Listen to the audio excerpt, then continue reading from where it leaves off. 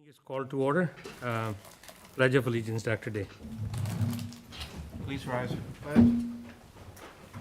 I pledge allegiance to the flag of the United States of America and to the republic for which it stands, one nation, under God, indivisible, with liberty and justice for all. Thank you. Thank you, Dr. Day. Is there a motion to approve today's agenda for work session? I move we approve the agenda. Dr. Day, Second. Mr. Andrews, any discussion? Madam Cole, Ms. Cole, would you please call the roll? Mr. Connor, Yes. Mr. Jalil, Yes. Mr. Andrews, Yes. Dr. Day, Yes. Dr. Gupta, Yes. Ms. Preston, Mr. DePaul, Yes. Ms. Lowry, Yes. Dr. Tinsley. Yes. Motion passes. Thank you. The next one is chair comment. I don't know, Mr. Austin, if you're hearing me, you can put that slide on. Tonight's agenda mostly focuses on presentation by the administration on the facility study plan in terms of what we are planning to do. So I wanted to share some of these slides which were part of the community discussion a year or 2 years ago by MGT. They went through each school and they had a 32-slide presentation in each of those community meetings. And these slides have been on Lynchburg City School website, so they're part of the public domain. And it is, if you look at it, they assign a facility score to each of the schools, from high school to middle school to elementary school. But I'd like you to focus on 60 to 69. The condition is defined as poor, has numerous problems that meets the educational governmental program, needs significant remodeling, additions, and replacement. And below 60 is unsatisfactory, the facility is unsuitable for support of educational / governmental programs. So this, and the blue is excellent. So as I go back to the memory lane, could you put the next slide, please? That was there. So if you look at the high school,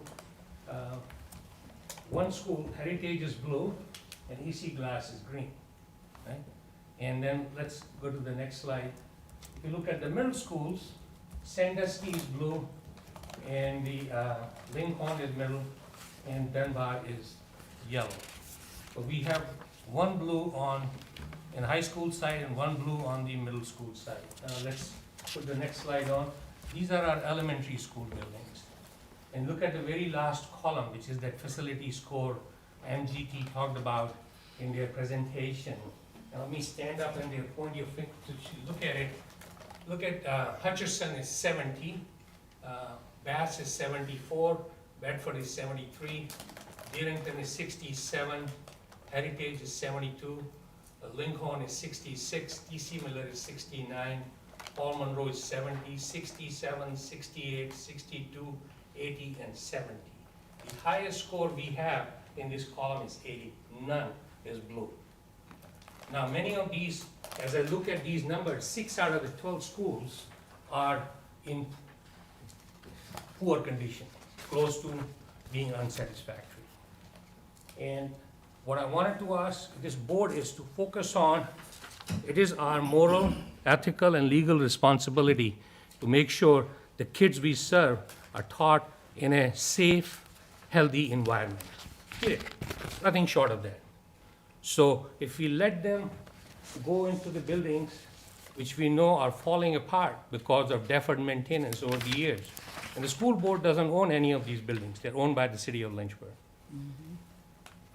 So the public needs to see that these numbers are, today if they are at 69, it's pretty soon it's coming, it's not going up because the deferred maintenance is not being taken care of. So pretty soon they'll be sliding down. And when they'll be sliding down, what we are doing is putting our little ones at risk.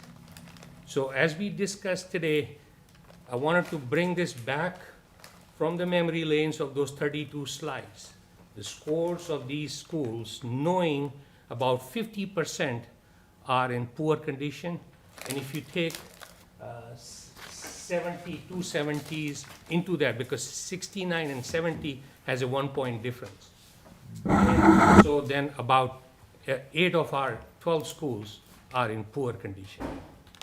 Would you send your child knowing that the building may be at risk? It's unsatisfactory. The air conditioning systems are not working. There may be plumbing faults. I don't know what is there for them to account for these scores, but these scores were made public, were discussed in public domain in community conversations, and that's a telltale sign for me, which tells me that our buildings need help. Across the school district, and especially the elementary school buildings need help. So I'll just stop here, and this was, as the superintendent and her staff makes the presentation, I don't know if it's part of those slides or not, I just wanted to bring this up for the public and the board to see the last column where the little ones, these are 1 through 5th grade, elementary school kids, going to buildings where the MGT, as per their assessment, have declared to be very in poor condition. And some are very close to being unsatisfactory. Okay. Thank you for letting me say that, and I move on to the next agenda item. School board advisory reports, there's none. LCS administration building briefing, Dr. Edwards. Yep, so, That's a business briefing. So. yeah, this is a little different than what we've had in the past. Typically, we would not have action like the human resources report, but it's summer and we need to hire, and we want to get all of the wonderful folks who want to join Lynchburg City Schools here. So you will see an HR report. There is no consent agenda, so we do need a motion to approve that report and turn that back over to you. Any discussion, questions on HR report? I'll make the About motion. like I make the they will motion make a first. motion, Motion then to we can have a approve. discussion. I second. And seconded by Mr. Andrews. Any discussion on it? I know Ms. Shepherd is here. So where do we stand on this gap for between what we need and what we have hired so far? Good evening, board members. Where we stand on that gap is running constantly and feverishly. So it's always a moving target, as you know. We are doing a lot of recruiting and a lot of hiring.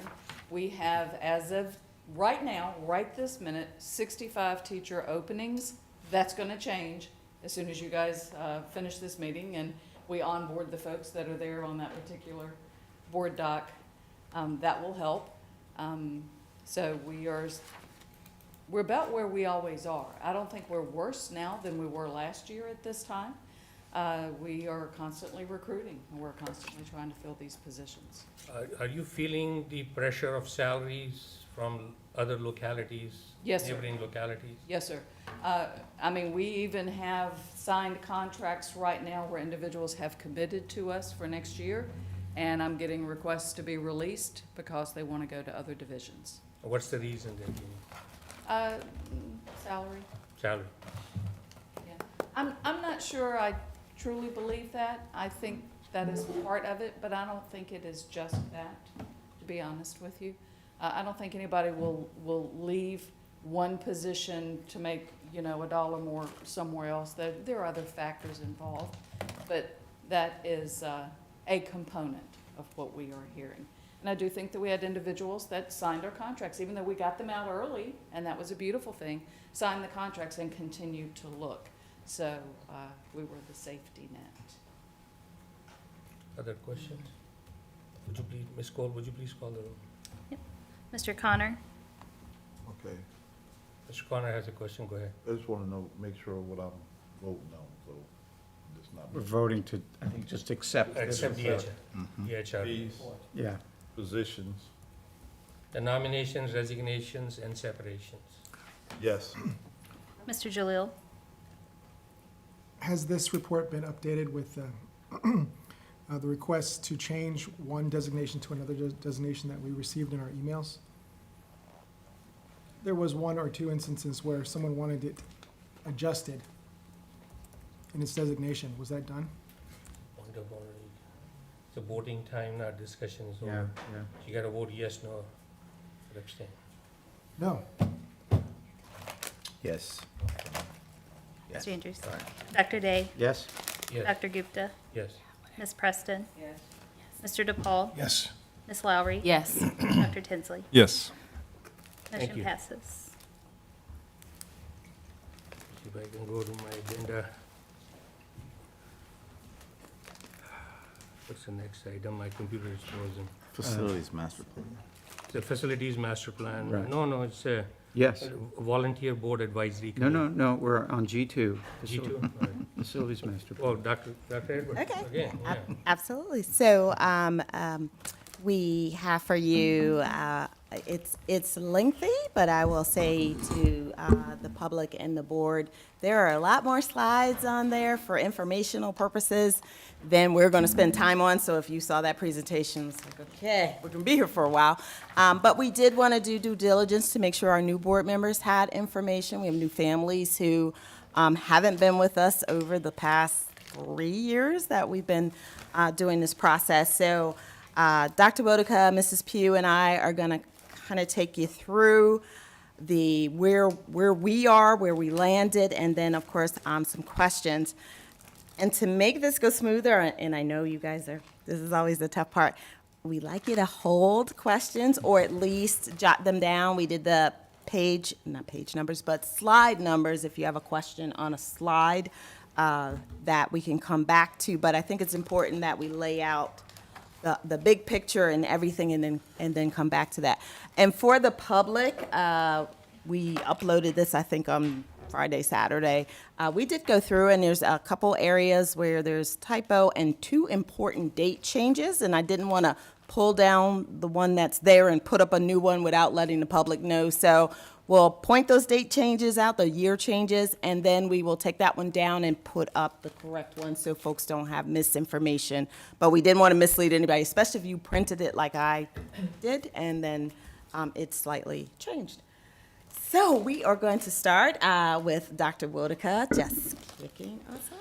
Yes, ma'am. Thank you, Dr. Edwards, and good evening, members of the board. As Dr. Edwards said, we have a lot of information. I'll point out, certainly in the presentation, there's a lot of information, but there's also information on your board docs main page, talk a little bit about history of how we've gotten to where we are today. So as we like to do, we're going to kind of go between the 3 of us and talk through this process because we have had a lot of information, a lot of process through this. So Mrs. Pugh is going to guide us through some of the history of how we got to the point where we started making some decisions at the school board.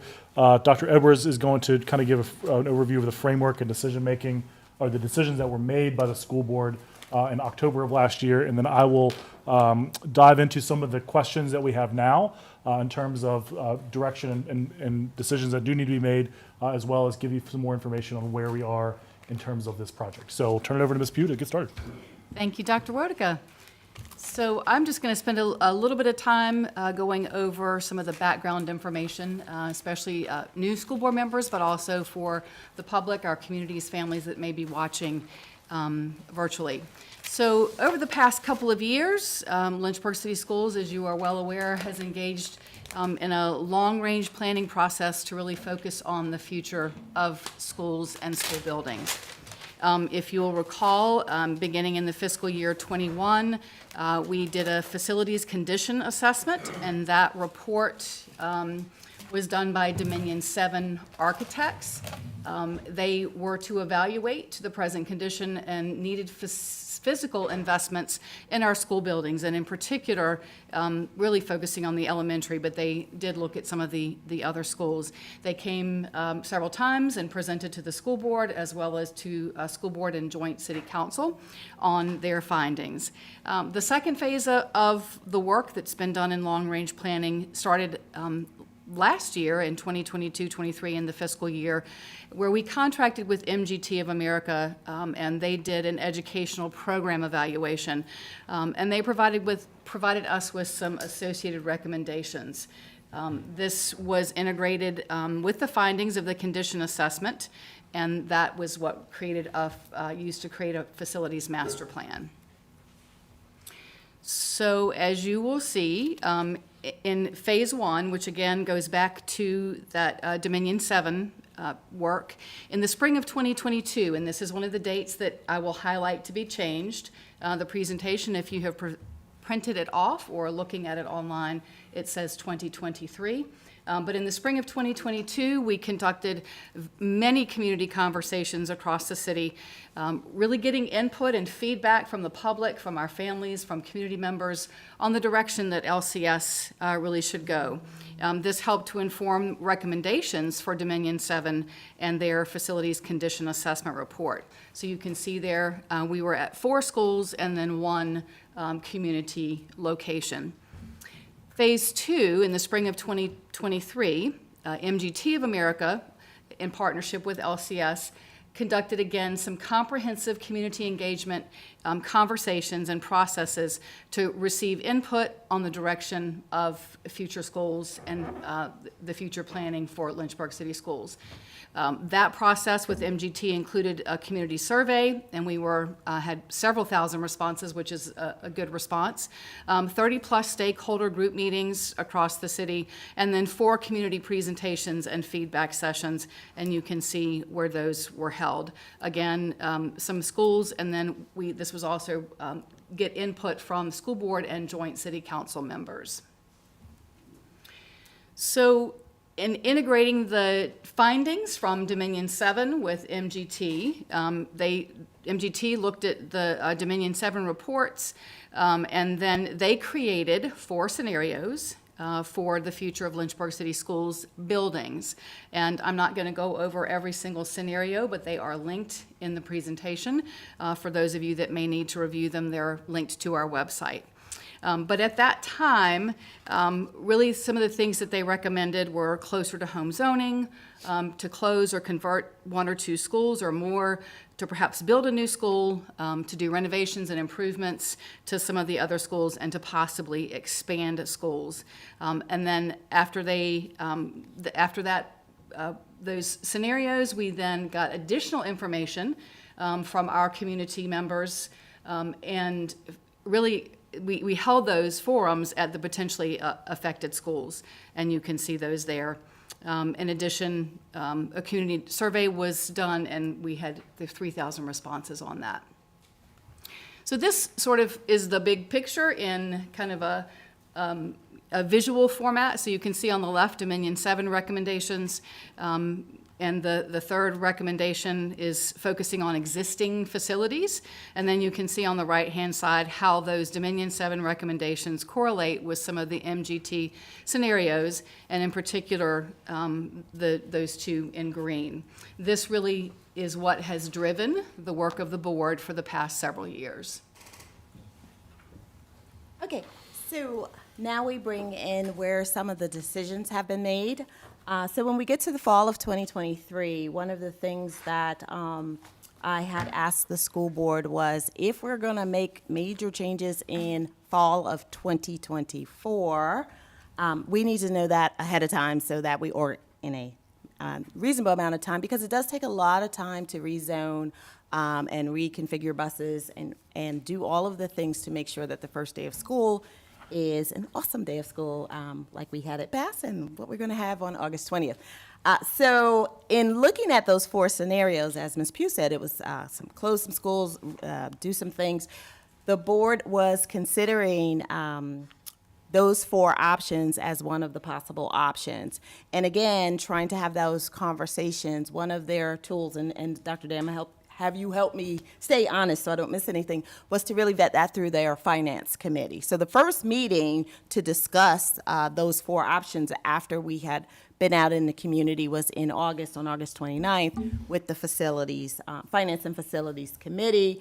And at that meeting, that committee recommended scenarios 2 and 3 they considered, and then closing Dearington and T.C. Miller.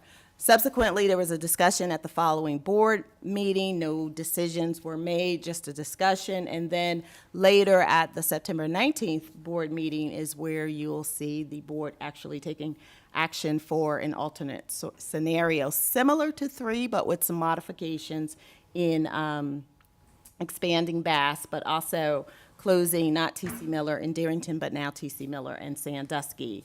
And of course, that generated some questions since it was a modified scenario 3 for us. So on the 3rd, we kind of went back and did a little historical look. We posed some questions of the school board just so that we could understand the priorities, some being close to home zoning, pre-K, whether close or consolidate. T.C. Miller was one of the questions that we had. The board vetted those questions over 2 meetings, and then we had a little bit of finality with the questions to say, this is where we're going. We're going to expand Bass. We're going to close T.C. Miller and Sandusky in 2025. And then we would work with, obviously, if we're going to expand Bass, that's in the CIP and going forward. So that's where we were in the fall of October 2023, going up 2020. Yep, 2023 going forward. Next slide, please. Okay, so there you can see some of our priorities. Close to home zoning really is not like circular or concentric zoning, really just trying to get our zoning map where we don't have these isolated neighborhoods that are like donuts in the middle of a neighborhood where these students go to one school and the surrounding part, if we look at it as a donut, go to a different school. It's more trying to get some contiguous bands and areas for our students. And that was not an easy task because of the 1971 desegregation order that we are under. So we had to consider that in terms of if you are going to do close to home zoning, you have to meet some of these green factors, which talk about the student population, the staff population, teachers, faculty, how kids are being transported, and all of the things, and try to really keep that within 15% of your division average. So we looked at that, which sort of guided the work in terms of whatever that zoning map is, that first draft, we have to run it through those green factors. And we anticipated that there will be several runs through the factors as we did that. And then you can see here, we talked about pre-K. We sort of put that as a future consideration at this point.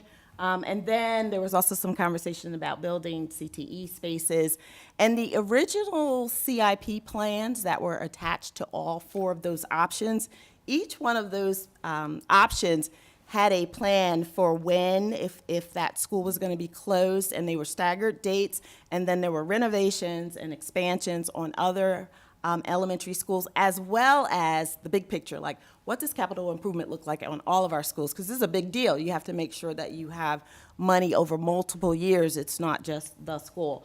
So all of that was considered, and then, of course, whether or not we would do full renovations, and I think you say that takes it down to the studs, or if we would do safety and maintenance as part of our renovations as well. So these are all the things that have been discussed as the board was considering their plans going forward, which gets us to the next slide. And you'll see we like a mixture of words and visuals for the people who like all the details and the people who just like to see what those stages are. So you can see here there's close to home zoning, there's an expansion of Bass, there's close Sandusky, close or convert T.C. Miller. These were the immediate ones. And then, of course, we wanted to remove the portable classrooms, which we did at Sheffield Elementary. We still have some, so we'll look forward to where we land as we move forward when we rezone. Phase 2, like 7 to 10 years out, a little bit further out, if you go to the next slide, okay. Looking at Bedford Hills, some expansions and renovations at some of our other schools as we look at our population. And then you'll see that still those items of CTE and pre-K were not decided within the immediate coming years, but really looking at some years out. So this was pretty much our fall discussion. Which will take us to section 2 now, after the decision has been made. What are some of the actions? What things have happened since then? And I think that's Dr. Waterman. Yes, ma'am, absolutely. So as you see in the slides, in the last couple of slides, there's a lot of different actions that are to take place in the next couple of years and a lot of key points. But there are a couple on the next slide, Austin, if we go there are a couple of key actions that are necessary in order to make the other actions possible, right? In order to resolve these concerns that are there. The first would be that if you were to continue forward with the expansion of Bass Elementary School, obviously that is a large capital expenditure that will have to have funding from the city to do. That is a key part of it. I'll talk through the process of where we are and where we would potentially be going with that. The second part of this is the rezoning process. The board adopted the close to home zoning concept with the Bass expansion. We're going to go through an example of an alternative scenario where Bass would not be expanded. And the reason we'll do that is because we know there has been at least some concern about whether or not we will be able to receive those capital funds from the city. And we just wanted to make sure we understood what that would look like. And really the purpose of this conversation is to focus on providing you the information that we have so that we all are on have a common understanding of where we sort of are. So a couple of key considerations that I just want everyone to kind of keep in mind is that optimal school utilization amount, according to MGT, is 80 to 94%, right? So we're not trying to fill the schools up all the way to the max. We also don't want them to be underutilized. But it's really important to remember that if a school that's really over 90% starts to feel crowded, you would have maybe classroom or non-classroom spaces being used for classes and things like that. There's nothing necessarily scientific about that number, but that is a good benchmark to use to say, really, if we're over 94%, we really ought to be thinking about how if that's sort of overutilized as well. It kind of messes up our flow and process and procedures. LCS's elementary utilization rate for last year was about 80%. Obviously, that ebbs and flows a little bit depending on how many kids are in each school. That changes a little bit depending on how many kids are there. But it is was around 80%. And it's really, really important, as Dr. Edwards mentioned, related to the green factors, to make sure that we are designing boundaries, our zoning boundaries, in such a way to ensure that the demographics of our school division, to the best extent we possibly can, are reflected throughout the school division. And that certainly is not really possible to have exactly every single same school, to have exactly the same demographics, but we try to get that within that 15% ratio around each one. I do also want to just point out that the original scenario 3 that was provided included the expansion of Lincoln, Perrymont, and Bedford Hills over the next several years. What the board decided at the time was to go ahead and do the Bass expansion now, but not necessarily plan for the construction of those other expansions, but reserve the land on those sites so that we didn't build a playground in the wrong place and those sorts of things in case we needed to expand those sites in the future. So we would have that in the master plan to say, hey, here's a space, a piece of property on this property to make sure that we are not doing something that we wouldn't be otherwise. And we'll go to the next slide. So we'll start on this kind of what we've done so far and where we're going on the component of the Bass Elementary expansion. We'll do the same thing with the rezoning process, just a little bit more detail. We'll also put them in a couple of slides side by side, so you can see that this is really a concurrent process, and these are the two items that are really critical to moving forward with the decisions that were made by the school board. So subsequent to the October 24th, 2023 school board decisions, or the final decisions, we submitted as a part of the city's capital improvement plan the inclusion of the expansion of the Bass project. So that's another sort of time factor why we needed to make the decision when we needed to, because we needed to submit the CIP submission at that point. That's something we do every single year. With that guidance, so we did that. So with the guidance that the board intended to expand Bass, school administration, we went out, applied for, and later received $4.5 million grant from the state to complete that project. That would not complete the whole project, but it does provide additional information there. A little bit later that month, the LCS received an unsolicited proposal. We'll go through what that means, and that related to the expansion of Bass. We talked to the school board about that, both in the Facilities and Finance Committee, as well as with the whole board. Over the few months and sort of towards the latter part of the spring, we were very busy with budget, those sorts of things. So we weren't able to get that on the agenda for a variety of reasons. So that's kind of where we are now. And ultimately, unfortunately, City Council approved a capital improvement plan that did not include the Bass expansion in that process. So there is not money at this point appropriated for this, except for the $4.5 million that we received from the state. But we'll talk more about that. And at the time, I sort of glossed over this. The school board estimated at the time that it was project of about $15 million. So there's a delta there that we need to think about, as well as a time concern in terms of our timing. We knew at the time we would be cutting it very close, even if we kind of started right away. But at this point, we'll go through those time periods as well. On to the next slide, the rezoning process. Again, this is a concurrent process that we're working on. The school board in October of 2023 directed that we start to take a look at developing the close-to-home zoning process for the 2025-2026 school year. Right after that vote, we directed MGT to start creating initial versions of the close-to-home rezoning maps that would be inclusive of the Bass expansion. They provided those initial drafts to us in January. We briefed the school board about that in February. We had a couple of public meetings about that in March to go through the very, very early drafts of what a close-to-home zoning might look like. Again, not the final recommendations or anything like that, but we did just have a good conversation about that. At the time, we said, hey, we really need more time to come back. Let's do a really good job. Let's do a really good analysis. Do lots of iterations of this to make sure that we are meeting the green factors. We're getting within those 15% as well. So in May of 2024, just a couple of months ago, we now then received the updated options with both the inclusion of an option with the expansion of Bass and then an alternative, again, because of these reasons, without the expansion of Bass as well and what that would look like. Can I just add something about the rezoning maps, because that's always difficult when you come out with that first one and it's like, oh, this is the one. Since we were looking at the green factors, one of the things we had to do was draw lines somewhere, right? We had to pick something and then run the numbers to see, all right, what did that do? So we did that, and we were like, ooh, okay. There were some areas in there, and I can't remember.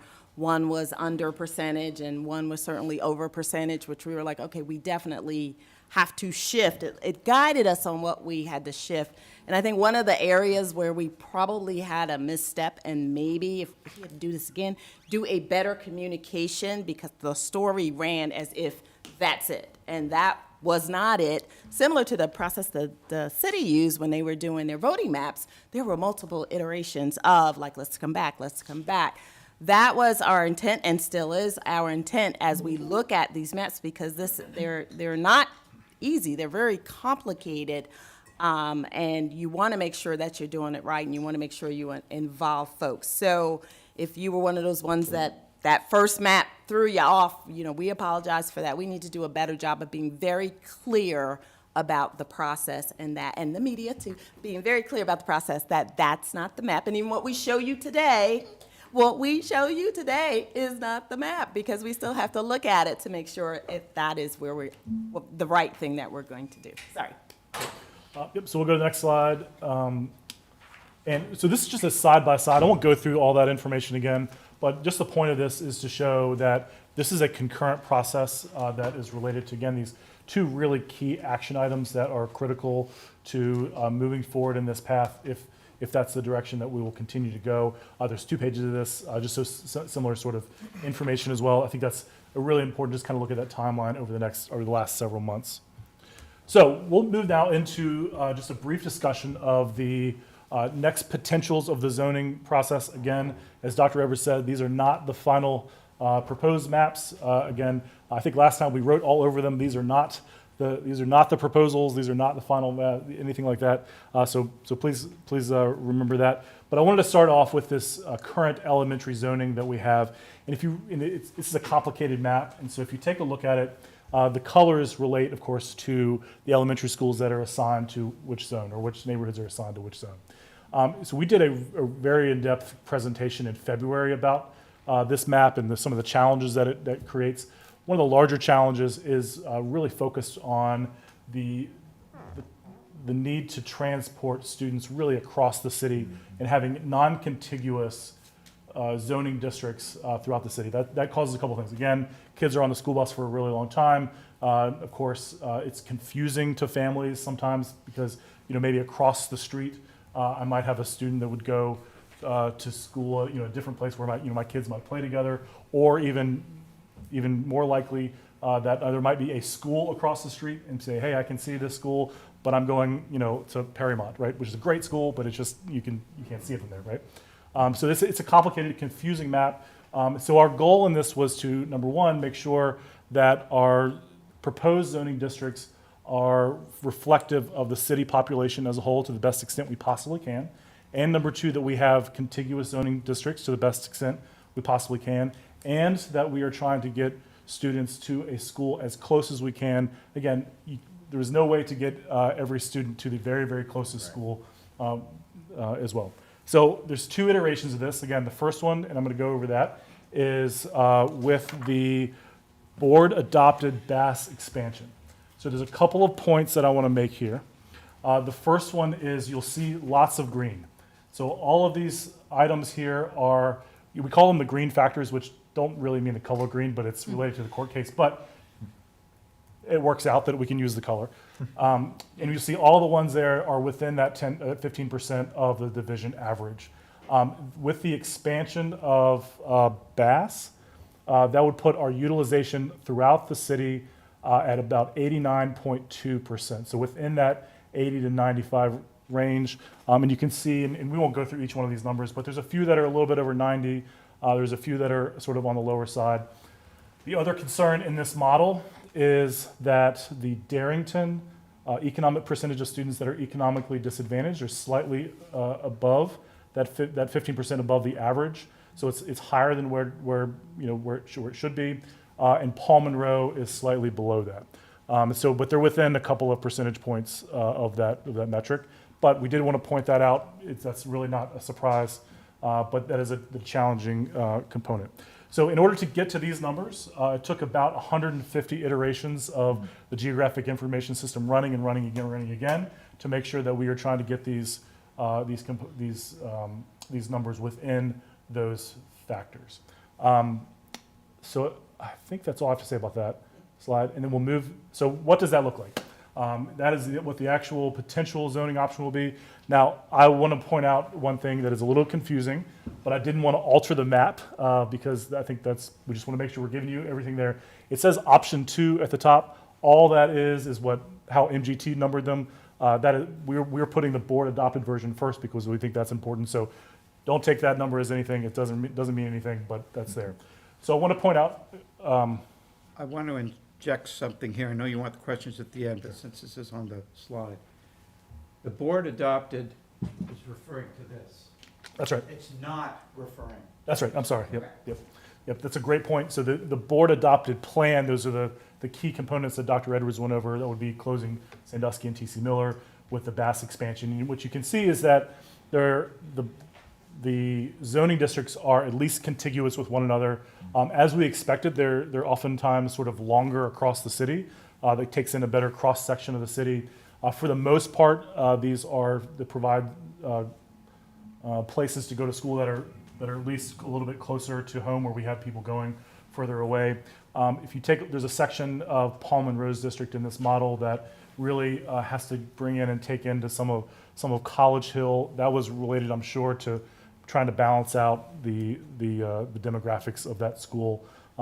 That's something that we need to continue to work on and think through that a little bit more. But we, again, want to make sure that we're being reflective of that. So that is this sort of scenario potentially where we have exactly what the board adopted, again, with that closure of Sandusky Elementary School and T.C. Miller as well. Now, as I said before, on the next. Sorry. Quick pause, just because I know we have families who have been committed to this process and really wondering, what was the slowdown on going forward right here?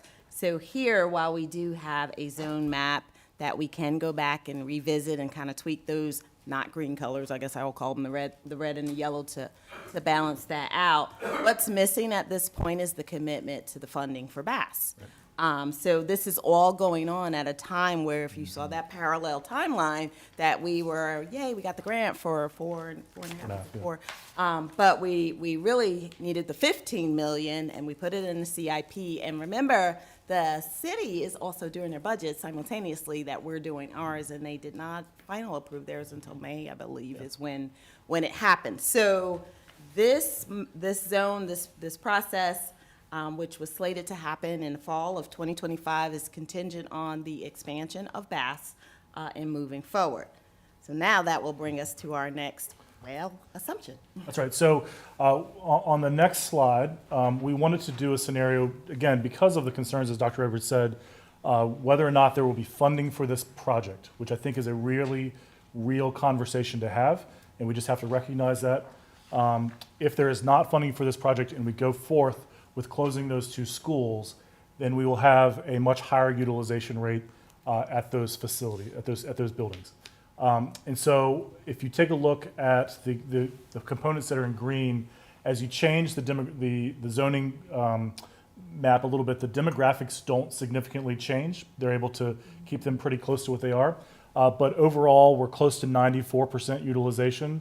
And if you go through each individual school, you have some schools that are pushing 95%, 94%. So really getting higher in that amount. So within that 80 to 95 range, but again, over that 90% amount is that area where it becomes problematic to operate the school in that area.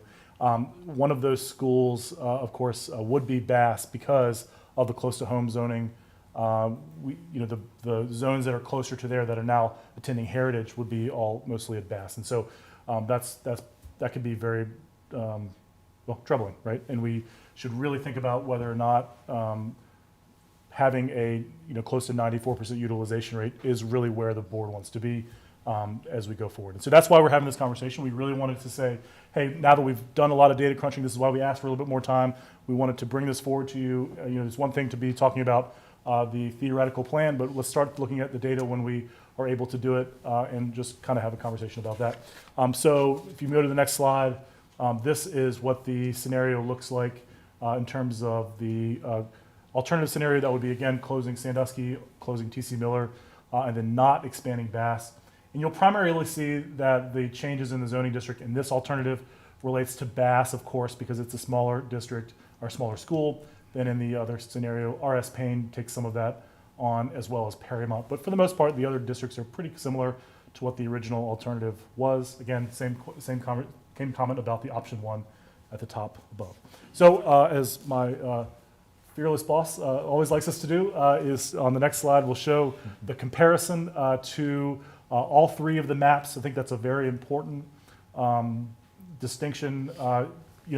At this scale, it's a little bit hard to see maybe where my house might be, but at least you can see the differences in the alternatives that we might have. Again, the existing zoning at the very top, and then the closure of Sandusky and T.C. Miller with the Bass expansion versus without the Bass expansion. Again, those make the numbers a little bit more of a concern, quite a bit more of a concern than where we are today and what we would be with the Bass expansion.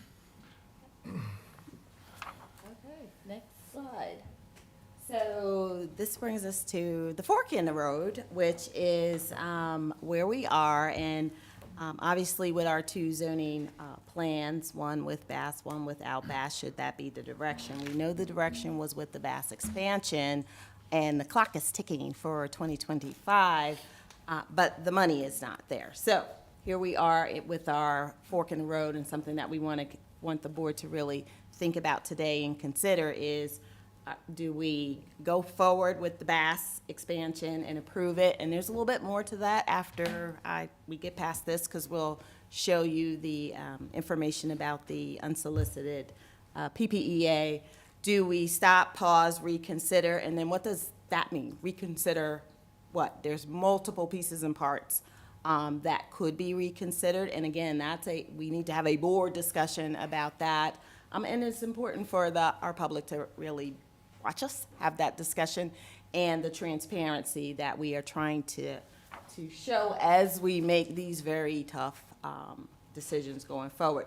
So this is somewhat of a pause as we move forward, but there's one more section, and then we will put it all together and bring it back. But I do want Dr. Wodica to just talk about, well, if we're looking at Bass, what has happened with the Bass expansion? And we've already told you about the grant that we received, so here's another part of it. So you've heard us talk about this unsolicited proposal, and you're saying probably what in the world are you talking about, right? How does that work? So typically when we do construction projects in the school division or in the city or wherever we might be, you typically do a traditional, we call it design, and then bid the project and then build the project. So it's just like if you have, want to get a roof on your house, you would have somebody come out and take a look, figure out how much it's going to cost, and then maybe get a couple of quotes. In this case, we would hire an architect, then they would design the project, then we'd bid it out to a construction company, and then hopefully a number of construction companies would give us bids. That's a perfectly fine way to do that, but there is a cost to that. Oftentimes, there is a difference of sometimes opinion between the architect and the construction person and all, challenges that are there. And there certainly is interaction, but it is more of a process. We have started to take advantage of state law that allows for the use of what's called Public-Private Education Facilities and Infrastructure Act. It was a law that was passed in 2002. Lynchburg City Schools adopted a policy right around that time. It's policy R4-22. It's in your non-VSBA policies if you're in board docs. And what it provides, again, is that design-build process where the architects and engineers and the construction company comes together to propose a project that we may want to do. So a construction company, as well as their partner and an architect, saw all the work that the board was doing and said, hey, they want to expand BAS. They provided a proposal to us. This process is something that the city and the schools have not done a lot of. I'll talk more about some of those processes before, but there are some very clear advantages, particularly in this process, that relate to cost and time savings that often do occur, as well as addressing design issues that we might have earlier. So how does a PPEA work? That's that public-private. That's one of our many acronyms that we use, but a PPEA comes in two different volumes when it's submitted. First is a public volume and one is a proprietary volume. One is, again, the general scope of the project, but also there is a clear, detailed version of what the construction company and architect plan to do. So that's not something that we share publicly. That's something that we shared with the board in closed session, but that includes things like what they're proposing the cost is going to be and what the strategy they're going to take. So we don't publicize that information yet because we're going to go out and say, hey, other construction companies and architecture firms, come up with your own plans, make your own proposal, come up with a cost proposal, what might be there. And so, I just wanted to correct one thing. The PPA came to the city of Lynchburg, not to Lynchburg City Schools. well, all of our procurement comes through the city. The December 2023, the PPA was received by the city of Lynchburg, then they passed it on to us. Sure. Right? Like we do with every. So it's, the city of Lynchburg was in between step. Sure, yeah. That's how we do every procurement for that size scale. So we received that from Jamerson Lewis, and to complete those addition and other improvements that would need to be made in order to accommodate more students.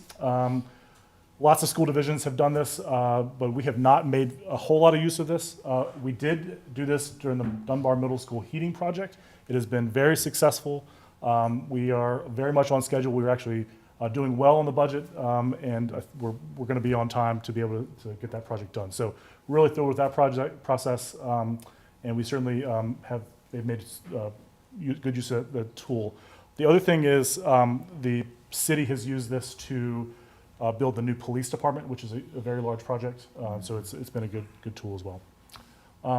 So the BAS expansion, the public information that we'll share that is proposed is that they've proposed adding classroom space, as we can imagine, as well as shared support spaces. So obviously the cafeteria needs to be a little bit bigger, the library needs to be bigger, as a multi-story building, address some ADA issues that we have, or Americans with Disability Act issues, as well as some great organization, those sorts of things. There's also some exterior site improvements that need to be made related to how much parking we have, because if you have a bigger school, you need a little bit more parking as well. And this would expand the capacity from 250 students to 468, as well as the required staff as well. So process, on the next slide, the proposal is received. We have an unsolicited proposal. There's two different ways you can do that. You can be solicited or unsolicited. We'll talk a little bit more about what that means. Proposers submit those components, that public and proprietary component. The school board then considers accepting that proposal, right? And that doesn't mean that you're awarding the proposal, that not mean that you're committing to building the project. It just means that you're saying, okay, this is a project that we want to do, and we want others to come back and say, here's other ways we might do that. And over a 45-day period, we would advertise and say, hey, we've accepted this proposal. What other construction firms and architect firms want to come together in partnership and make an alternative proposal to us that the school board will consider? We also have to notify the city of that proposal and get their comments as well. Then the school board can, after we get the other proposals back, we can consider those proposals and evaluate them, and then we would enter into a comprehensive agreement with one of the negotiated proposals once we sort of finalize those plans. And then ultimately, City Council has to approve your comprehensive agreement that you negotiate, as well as approve entering into the final agreement. So I put together a draft timeline for how this might work. Honestly, this is probably fairly aggressive in terms of, it is statutorily correct, but in terms of, we know there's going to need to be some conversations with the city and other folks that may be involved in this, but say you were to say tonight, hey, we want to accept this proposal, where does that get us, right? And so we would do a 45-day advertising, probably starting next week. It's just going to take us a little bit of time to get that out. That comes back sort of mid-September. We would evaluate those. The school board need to meet, evaluate those, figure out what you want to do, think about your draft agreement that you might have, and talk through that on the next page. The city council will need to be involved in that conversation. You would need to hold a school board a public hearing for the school board, as well as get the city council to ultimately approve that comprehensive agreement as well. Of course, that is going to be dependent on their ability to pay for this project, and it's an important consideration. And then we would be able to sign the agreement 30 days after that original public hearing that occurred, and then that would put us probably in January before beginning that design and construction. Design, obviously design up heavy first, and then construction going forward. We probably would not, at this point, because we've had some time in between, we probably would not be able to have the classroom building constructed until July 2026 at this point. That would also not be related to the remaining improvements. So because we've had some time, in between when the proposal was made and where we are, that's kind of where we are in this time period. So that's really part of the reason we want to have this conversation, talk about time frame, talk about these concerns in this process. I don't think that doing a traditional design, bid, build process would speed it up any. In fact, it probably would be a little slower, but we just wanted to be clear about where we are in terms of time frame. Yeah. And given the extensive time frame, and Dr. Wodeka has a very good understanding of this process from working on the city side. I'm like, let's just go. But when we first received this in December and turn around into January, knowing that we had all these steps to go, which is one of the reasons why we were trying to put, hey, can we put this on the agenda and at least get this process started if we're going to go that route? And for various reasons, particularly because we had some uncertainty at the state level with funding, and we were having conversations with city council, and just a bunch of things that it was on the agenda, off the agenda, on the agenda, off the agenda. Well, and we're at a point right now where we need to definitely decide this, because, as I said, if we're going back to reconsider, what are we reconsidering? Even this affects the timeline going forward. And quite honestly, these are the things that our parents have been like, well, what's the plan? What are we doing? Where are we going? And it was always there, just in flux in terms of where we're going to land. But we've mapped it out, so we get to these key takeaways, which really summarizes all of the things of where we are, right? And we certainly definitely had a lot of support for close to home zoning, and really taking our existing map, which again has those pockets, and leveling that out, while also looking at those green factors and making sure that we are in line with the 15%. And you could see from even the two maps the two zone maps that we presented, there's still some work to do there in some areas. And I do want to go on record to say that, we went with what the board said, and we had the, what does the expansion look like, or what does the zoning look like with Bass expansion? And we took it upon ourselves to say, well, let's look at it without Bass. Once we started to see that we were excited to get the grant and then the capital improvement and some changes. What would that map look like? So we have both so that we can make some decisions. The other thing is, again, just looking at the time frame and trying to be realistic, and even back before, if it was a slow, like we were right on time, but you know how construction goes, we were prepared to say, well, if we couldn't open the building in August or September, we would have to rent or if we couldn't use the space, I should say, we might have to rent some portable classrooms for a small season, not for life, and then move children or do some things. So we were considering options there with the delays. But now that we're here, we have the 4.5 million. We're also looking at the utilization rate of, where does the board want to sit? Obviously, there are some schools and places that are right at that high level. We don't really feel like that's where we want to be here at Lynchburg City Schools. We want to really stay within what I would call the sweet spot for our children. That gives a little bit of flexibility in terms of moving. And this is based on household zoning, where the homes are in terms of that. So we do offer some special services and some programs where we move children, and we have services here or there. Some of that will be Excellence by Design, will be changed. And almost all of that, the first thing we say to parents is pending space. Pending space. If there's some open space in there where we can get you in there, we will. So here we are, we are at what I call that fork in the road, needing some guidance from the school board in terms of what's next, and it's pretty open in terms of how this school board, it's a new school board, how you all want to proceed forward. But we stand ready to move in whatever direction. So, may I ask some questions? So are we ready for the questions? Whatever, yes. Go ahead, Dr. So I have a few questions about the $4.5 million grant. Has any of it been used so far? Is there a time limit on it? Yes. Yep. So we have to certify that we will obligate those funds within 6 months of the time that we receive notification of the grant. I think we received that in June. Yes. Is that right? Yeah. So it would be November, December before we would have to at Okay, least so that's pretty make sure. tight. Yep.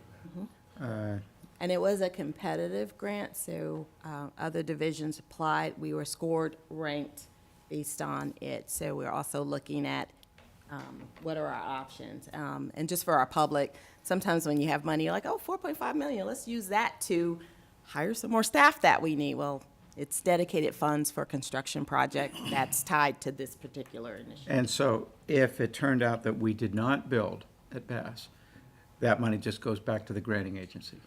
So if you cannot move I know you cannot move the money to another school project, right? If you didn't build Bass. What I'm seeking information on is if we wanted to do some of the improvements that we've identified at Bass Okay. that were not necessarily expansion, but we need to do HVAC upgrades and we need to do those sorts of things. So I'm hoping that we can use that money to do that, but I haven't gotten confirmation on that yet. Okay.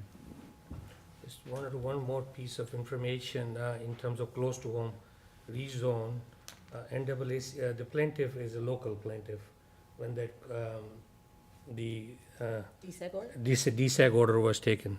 So NAACP lawyers were in town a few months ago. It was at a local church, I went there, didn't allow me to come in. I think Dr. Edwards, they allowed you to go inside the meeting. I don't know what was discussed, so we got to look at the school district's interest in terms of if there's a motion to get a stay order on that, then we don't want to be spending money on things where we are not going in that direction. So that piece of information in terms of the DSAG order is still hanging on the heads of this board, and what the outcome of that could be. I don't know what was discussed in that because I was not a party to that discussion, and I'm not forcing you to Okay, disclose. because I'm sworn, I'm not, Yeah, I went in disclose. just more as, I just want to listen, not necessarily. So just wanted that to be as as we discussed tonight, a piece of the puzzle, because close to home rezone is fine, but the close to home has a caveat there, Mr. Connor. Yeah, I just have a question, because I wasn't here last year, and maybe Mr. Mark has. So the T.C. Miller at Sandusky, that's a done deal, that's been voted and it's final? Or is that still, The bo- Unless we open it The up. board can always act to change its mind. okay? It's not etched in Is there a stone. way to, me to go back and look at the notes of why we chose those two schools? NGT. Yeah, I mean, I can tell you off the top of my head what it was, is we were looking at these 4 scenarios that MGT gave us, and we looked at the operational savings of those. Some of them would save us more, some of them would save us less. And we also looked at the expected maintenance costs of all those schools. We had projections for, I think it was like on a 10-year frame or something. And I actually worked out some calculations. What is the maintenance cost per student at each of our elementary schools?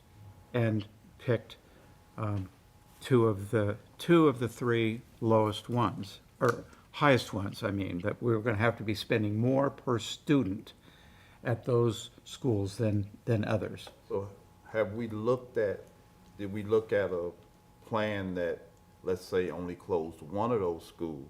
Let's say we're not able to expand Bass, but T.C. Miller isn't that far from that community, that neighborhood.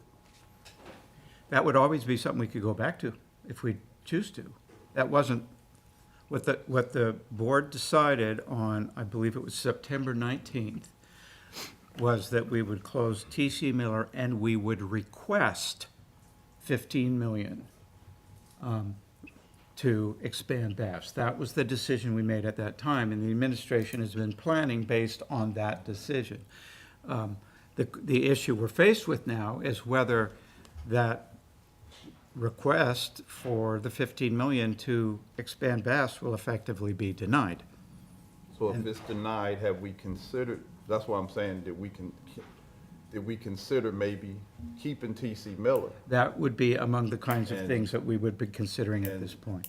Those kids that we currently are routing from James Crossing to Heritage, we could nudge closer. I think that's That's one of the what we're- forks in the road That is she's a fork asking in us the to road, think about. yes, yes. So that's part You're on of, the right track, actually. yeah. You're on the right track. Yeah. Yeah, that, what you're saying are where we are right now. So that's, And see, the other piece of the puzzle is, every month we have leadership meetings where Dr. Edwards, me, mayor, vice mayor, and the chair, vice chair attend. So, And the city finance. and city finance people, and city was very clear that the funding is not there right now unless we have an increase in revenue, and which we don't have an increasing enrollment in our school district. So, for them to issue bonds right now to finance any capital project will be, a difficult Yeah, I think they told us they can't without additional revenue. to additional support it. revenue stream.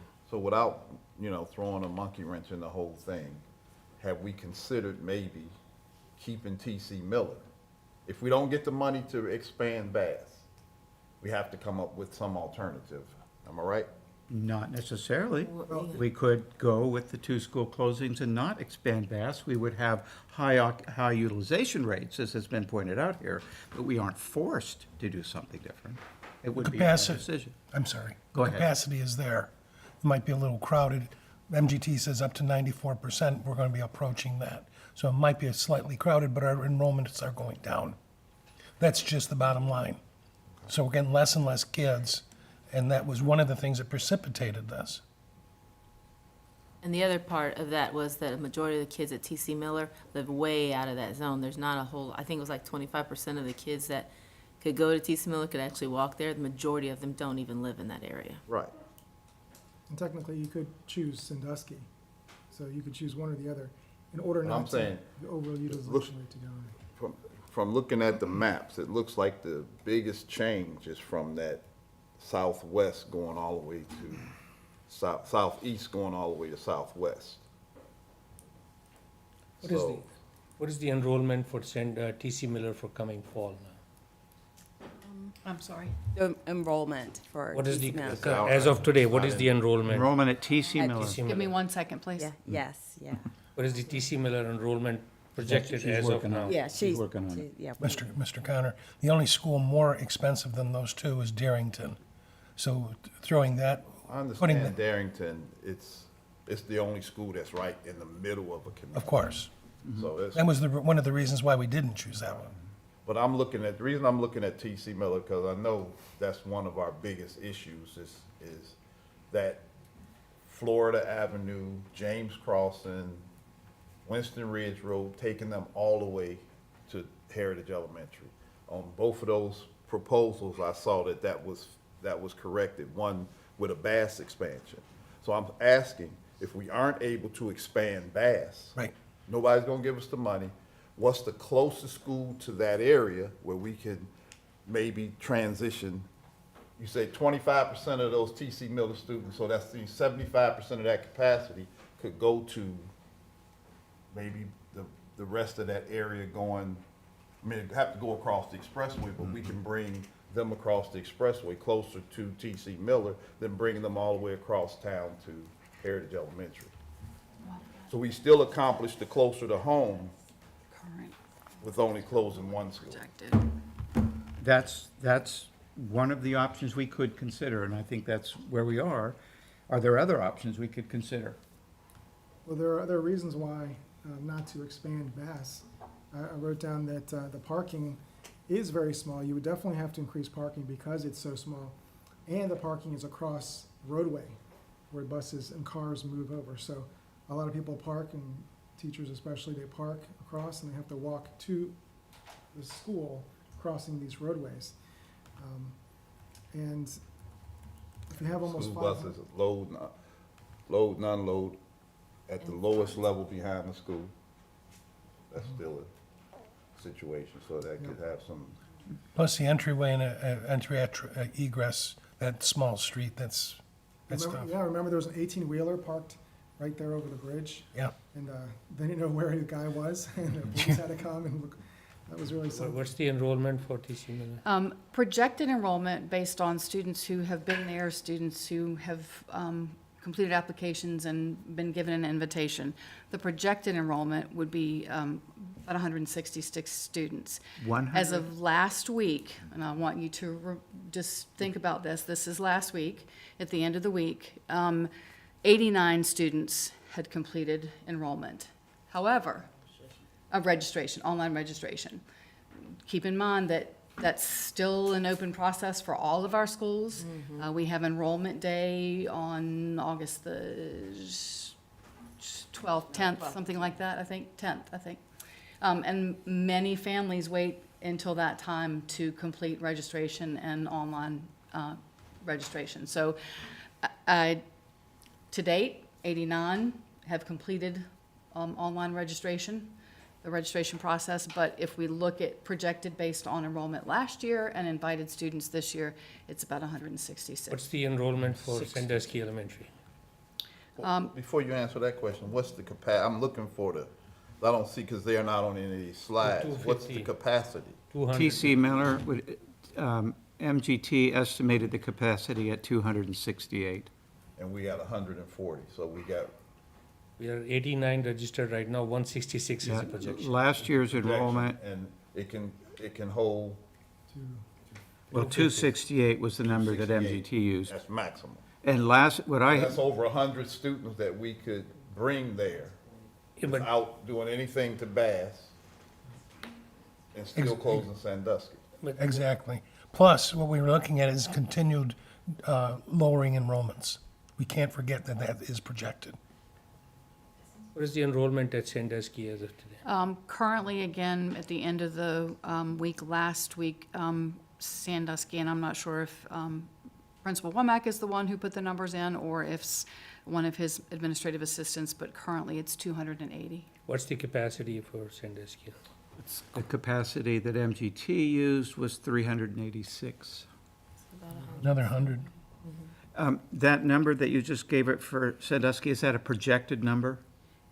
No, I believe what I've been asking the principals to do is how many currently enrolled completed online registration students do you have? Okay. So that has been a clear communication Yeah. from me, because I want to get a count of what you currently have, and we update it every week.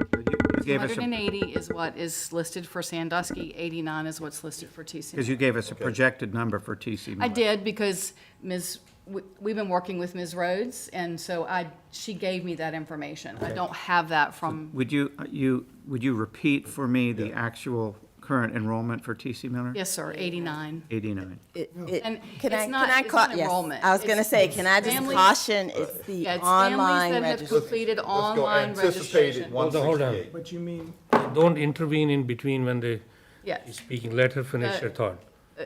Enrollment is different than completed a process. So we have online registration every year. Families go, they complete a process, an application, which is then just reviewed, and it comes back into Infinite Campus as updated information.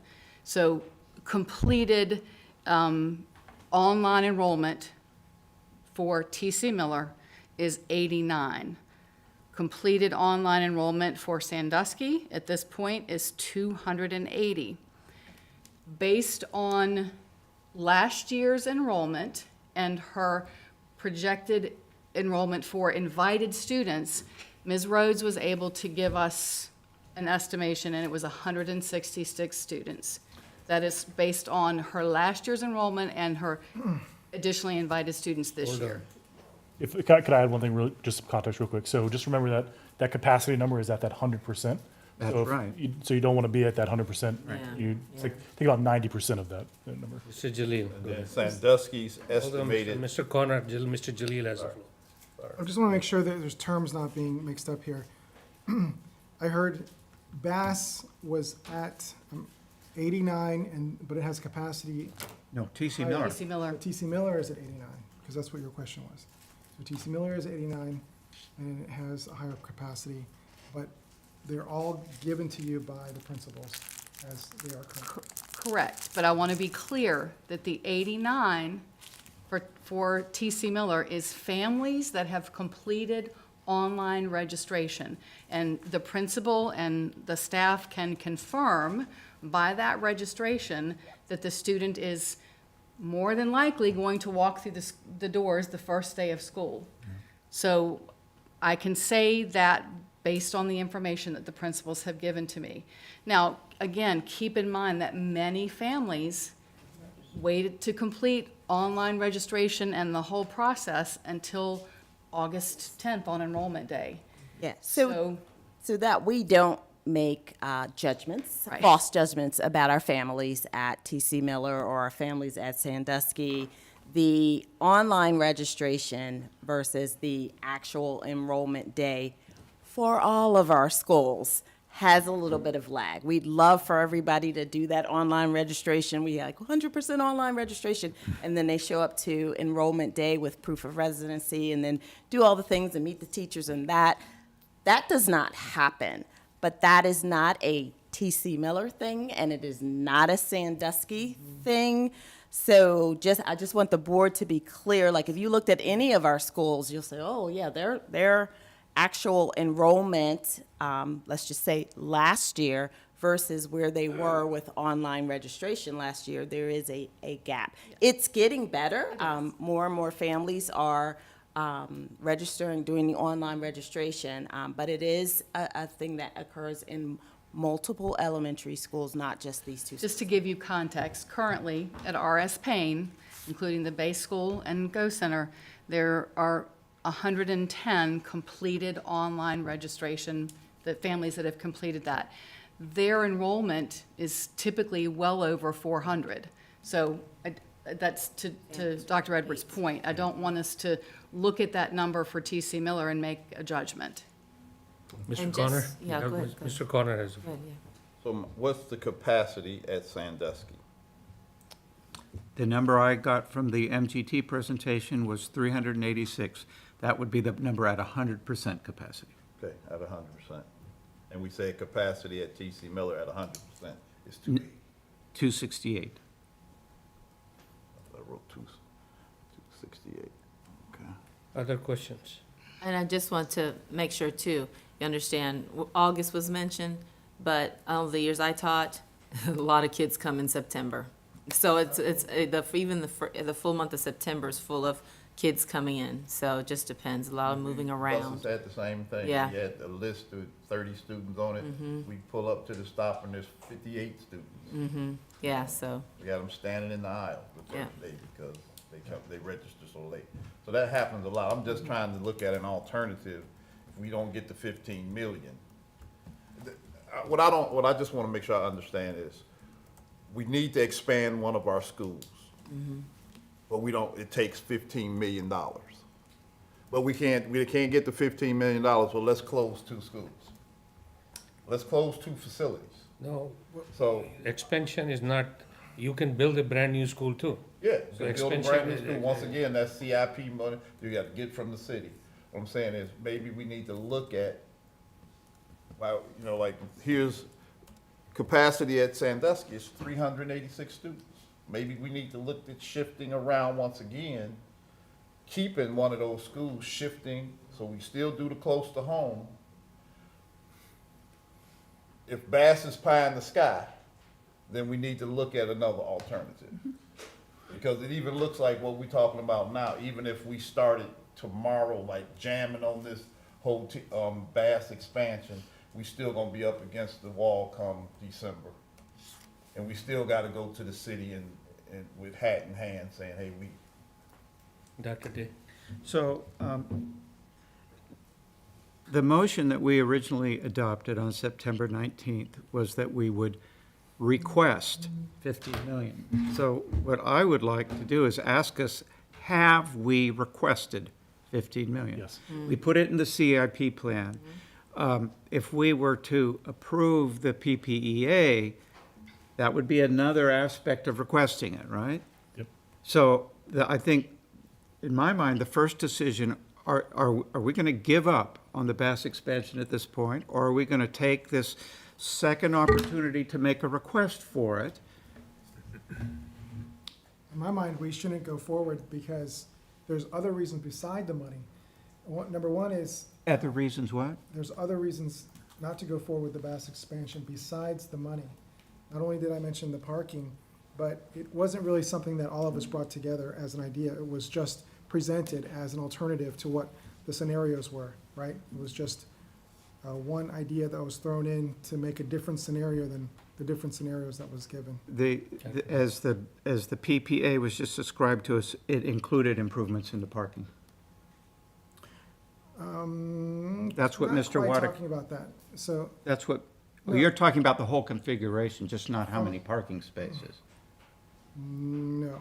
So explain yourself, please. Okay, so the initiative in the first place of Bass expansion wasn't given to us by either Dominion 7 or MGT, right? No, we And came out weren't- with that ourselves, yes. That's right. So it was just one or two people that had thought about it and then presented it to the board.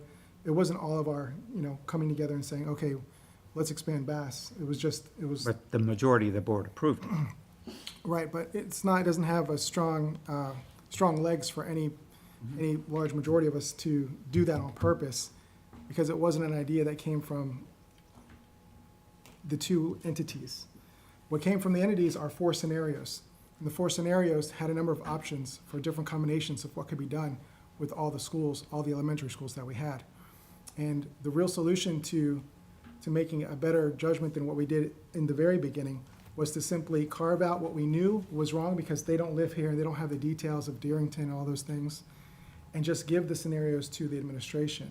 So the administration could carve out whatever they wanted from the 4 scenarios and then present to the board the final scenario. But what happened was, we gave the 3,000 community responses a look, and 71% of them wanted to choose scenario 1, and we didn't do that. We decided to create our own scenario and go forward from there. So there was issues from the very beginning where we didn't really do what the public wanted us to do. So we had communication issues with the public. There was a big, shindig and all these different things that happened. But that was taking us off to something other than what was given to us by those 2 entities. And this is one reason why Bass doesn't have strong legs, the expansion of it. or strong backing, it's because it didn't come from all the feedback and from everyone. It was just from an idea from the board. And Mr. Connor, just so you Paul has the floor, understand, hold on. that was, I won't vote to ask for the 15 million. Number one, we have capacity in our existing structure to move children around, move the students around, and it would be done successfully. That's number one. Number two, we're looking at decreased enrollment. It's been projected, and we're gonna have more room as time goes on. Do we need more schools eventually? Yes, I agree with that. But at this point, they don't have the money, from what they say. I believe them. I don't think we should ask. I won't vote to ask for it.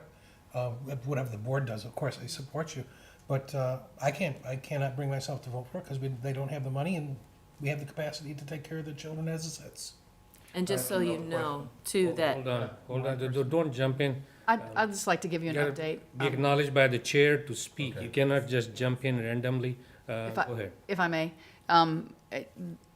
to date, right now, there are 106 completed applications for online registration at TC Miller. Thank you. Go ahead, Ms. Lam. just so you understand, the one that the public wanted was the most expensive one, and we just couldn't afford it. That's why it was rejected. Go ahead, Mr. Connor. Of all the 4 scenarios that were proposed, all of them, if I remember when I saw them in the news or whatever, all of them included rezoning for close to home was a solution.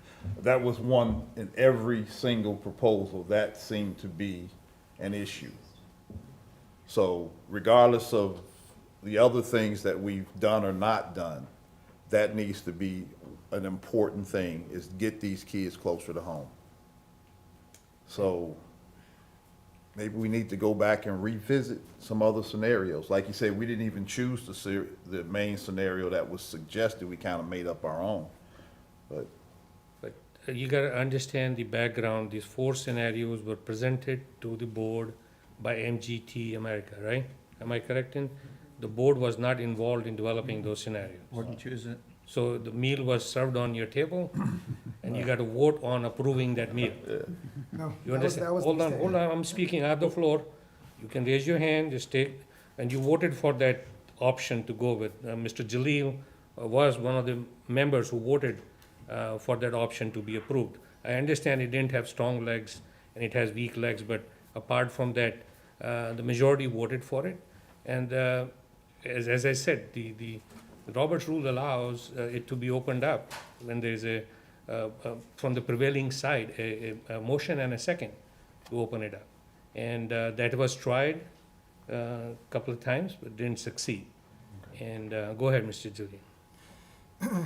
I just disagree with the idea that we had to vote on the 4 scenarios. The mistake was to accept that thought in itself in the first place. What we were given were 4 scenarios that we could do what we wanted with. And we could have simply given those 4 scenarios to the administration, and they could have given us 1 to 5 different scenarios that they created that we could choose from. Going directly from the entities to us to vote on was the mistake. And I understand, and I should not say from my chair right now, but Monday morning quarterback is easy. You were on the board at that time. We caught it. With all due respect, We did catch it. that should have been told at that time, or was it part of the record? We did catch it. Is it part of the record from you? It might be. So let's bring it up, because to me, I didn't hear that. I was on the board at that time, Dr. Day. He's correct that the understanding all along was that the 4 scenarios were not our only options, they were starting places. And that's what we did with scenario 3. We took it and we modified it. That's right. Mrs. Lowry. Okay, my questions are more regarding to the 4 million and that we've been talking about. So will the 4 million go to just even adding some classrooms at Bass? That's You're one of my talking about the questions. grant? Yes, that we have to use. Will any of that go to even starting building classrooms? So. If we're doing close to home zoning and with, Absolutely. So that would be a percentage of the project that would be related to expanding the school. It would not cover the whole cost.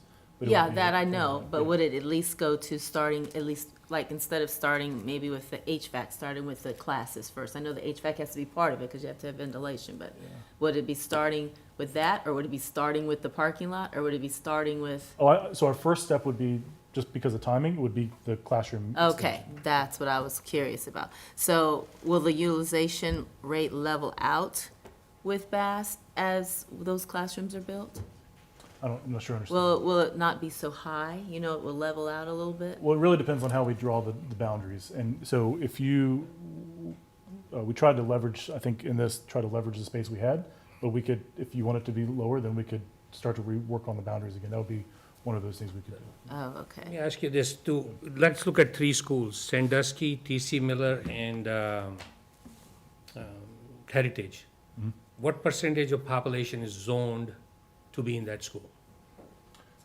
I don't know Let's- off the top of my head, yeah, I mean, Heritage Elementary, what population is, if they have 100 students, what I mean by percentage, 50 are zoned, rest are being moved from other parts of the city. well, they're all zoned, they're all zoned. No, They're all zoned at Heritage. The only ones that are not zoned are schools for innovation and year-round schools. so everybody at Heritage is living in that neighborhood. No, Well, that funny convoluted zone that we saw on the map. Right. So that's basically they're circling around, so, because they're coming from far, far away, they're taking a long bus ride to go there. Yes. Go ahead, Dr. Day. May I suggest that what we do is first decide whether we are going to go ahead with the PPA or not? And then if we decide we're not, then that puts us in the position of addressing the various possibilities that Mr. Connor has raised. So I would think that's the way to proceed. Let's decide if we're going to accept the PPA and continue to look for funds to expand Bass. Now, we understand that many feel that it's very unlikely that we would find those. One point in that favor is it would be city council clearly making the decision that we're not expanding Bass rather than us making the decision to not expand Bass. Because So of it. I would suggest, if people are willing, that we resolve that issue first. You want to make a motion? I'd like to hear Mr. Connor Connor. first. My second question is, the PPEA, if I understand it right, is only a proposal That's right. to say that we can design and build engineering, architectural, construction, Bass to certain specifications for X amount. We don't know the cost. No. MGT said probably 15 million, but we need a construction, architect, and engineering firm to say, in order to expand this many classrooms in this location, it will cost, let's say, until we get a construction estimate, a true estimate, we don't really know what the cost would be until we allow this Sure, in all transparency, the board was briefed before your time on what that volume 2 proposal is. So there is a cost in that, we just cannot Not public. say what that is. Oh, Yeah. okay. So, and I know that puts you, Proprietary. that puts you two at a disadvantage, I know, so. Okay, so I'm arguing stuff that I'm only seeing half the You're equation. doing fine. Good points. Yeah, I just want to correct something for the record that you said. MGT did not say the cost was 15. Okay. Just Somewhere I saw 15 million. Yeah, 15 million There's a grab.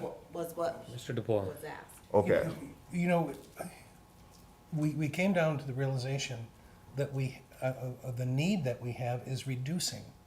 We don't need to expand Bass. We can utilize the existing infrastructure. So we have what we need at this point. Will it be crowded? Might be a little uncomfortable for a short period of time because we have decreasing enrollment. We have the capacity of what we need, less the 2 schools, and we can make it happen. That's just the numbers of it. Now, there's emotions behind it, and I understand that. We have the capacity, we don't need to add any more space. It would be nice, but we don't need it. Mrs. Preston. I was just gonna ask, how feasible is it to expand Bass when Bass is a year-round school? Because we don't have any way of predicting how many students are gonna choose to go to a year-round school. So now if you spend all of this money making the school larger, and the numbers either go down, as you suggested they might, or remain the same, that money could have been better utilized at some other building. Mrs. Lara? And Dr. Edwards, I mean, I visited all of the schools, but I didn't see all of the classrooms. Right now, aren't all of the classrooms being used? Yes. Yeah, so all of the classrooms in that building are being used. There's no empty classrooms Where? at any of the schools. Dr. Day? I was just going to comment on Mrs. Preston's observation. The current students that are in the all year-round program at Bass are just there because they were zoned for that school. No. No? They're there by choice? Classrooms are Well, being- We have applications, so some are zoned and some apply. Okay. All right. Well, I'm going to go ahead and make a motion. I am moving that we accept the PPA proposal. If there's a second, I'll explain my reasoning.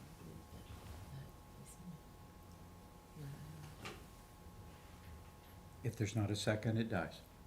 I apologize, I was speaking. I am making the motion that we approve the PPA proposal. Can I just use the language, accept? Accept, excuse me, the right word is accept. Now, I have a question. We have to wait for a second before we discuss it. If there's no second, there's no discussion of it.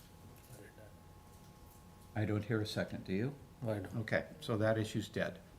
So it seems to me we have made a choice that we are not proceeding with the PPA. We are not accepting the PPA proposal. Otherwise, somebody would have seconded it. Okay? And, go ahead, Mrs. Lara, you were saying. No, when you were going through that whole slideshow, and it said you have to put it out there for 45 days? Okay, so that means anybody could come? Anybody who's a, qualified Okay, construction that's company what I and was. architect, yeah. Okay, that's fine. Yeah. All right. So that issue's over. That issue's We're not, over, yes. we're not accepting the PPA proposal. And as I said in my beginning, that most of these elementary schools are in dire need of R&R. And one of the options, I know it's an expensive option, is to maybe build a new school, because we have not had an elementary school built in this city for a long, long time. We have done a high school, we have done a middle school, but not an elementary school. And I don't want to put a name to that school so that it will not, it's just, in my mind, there's an acute need to have a new building, where even if, irrespective of enrollments.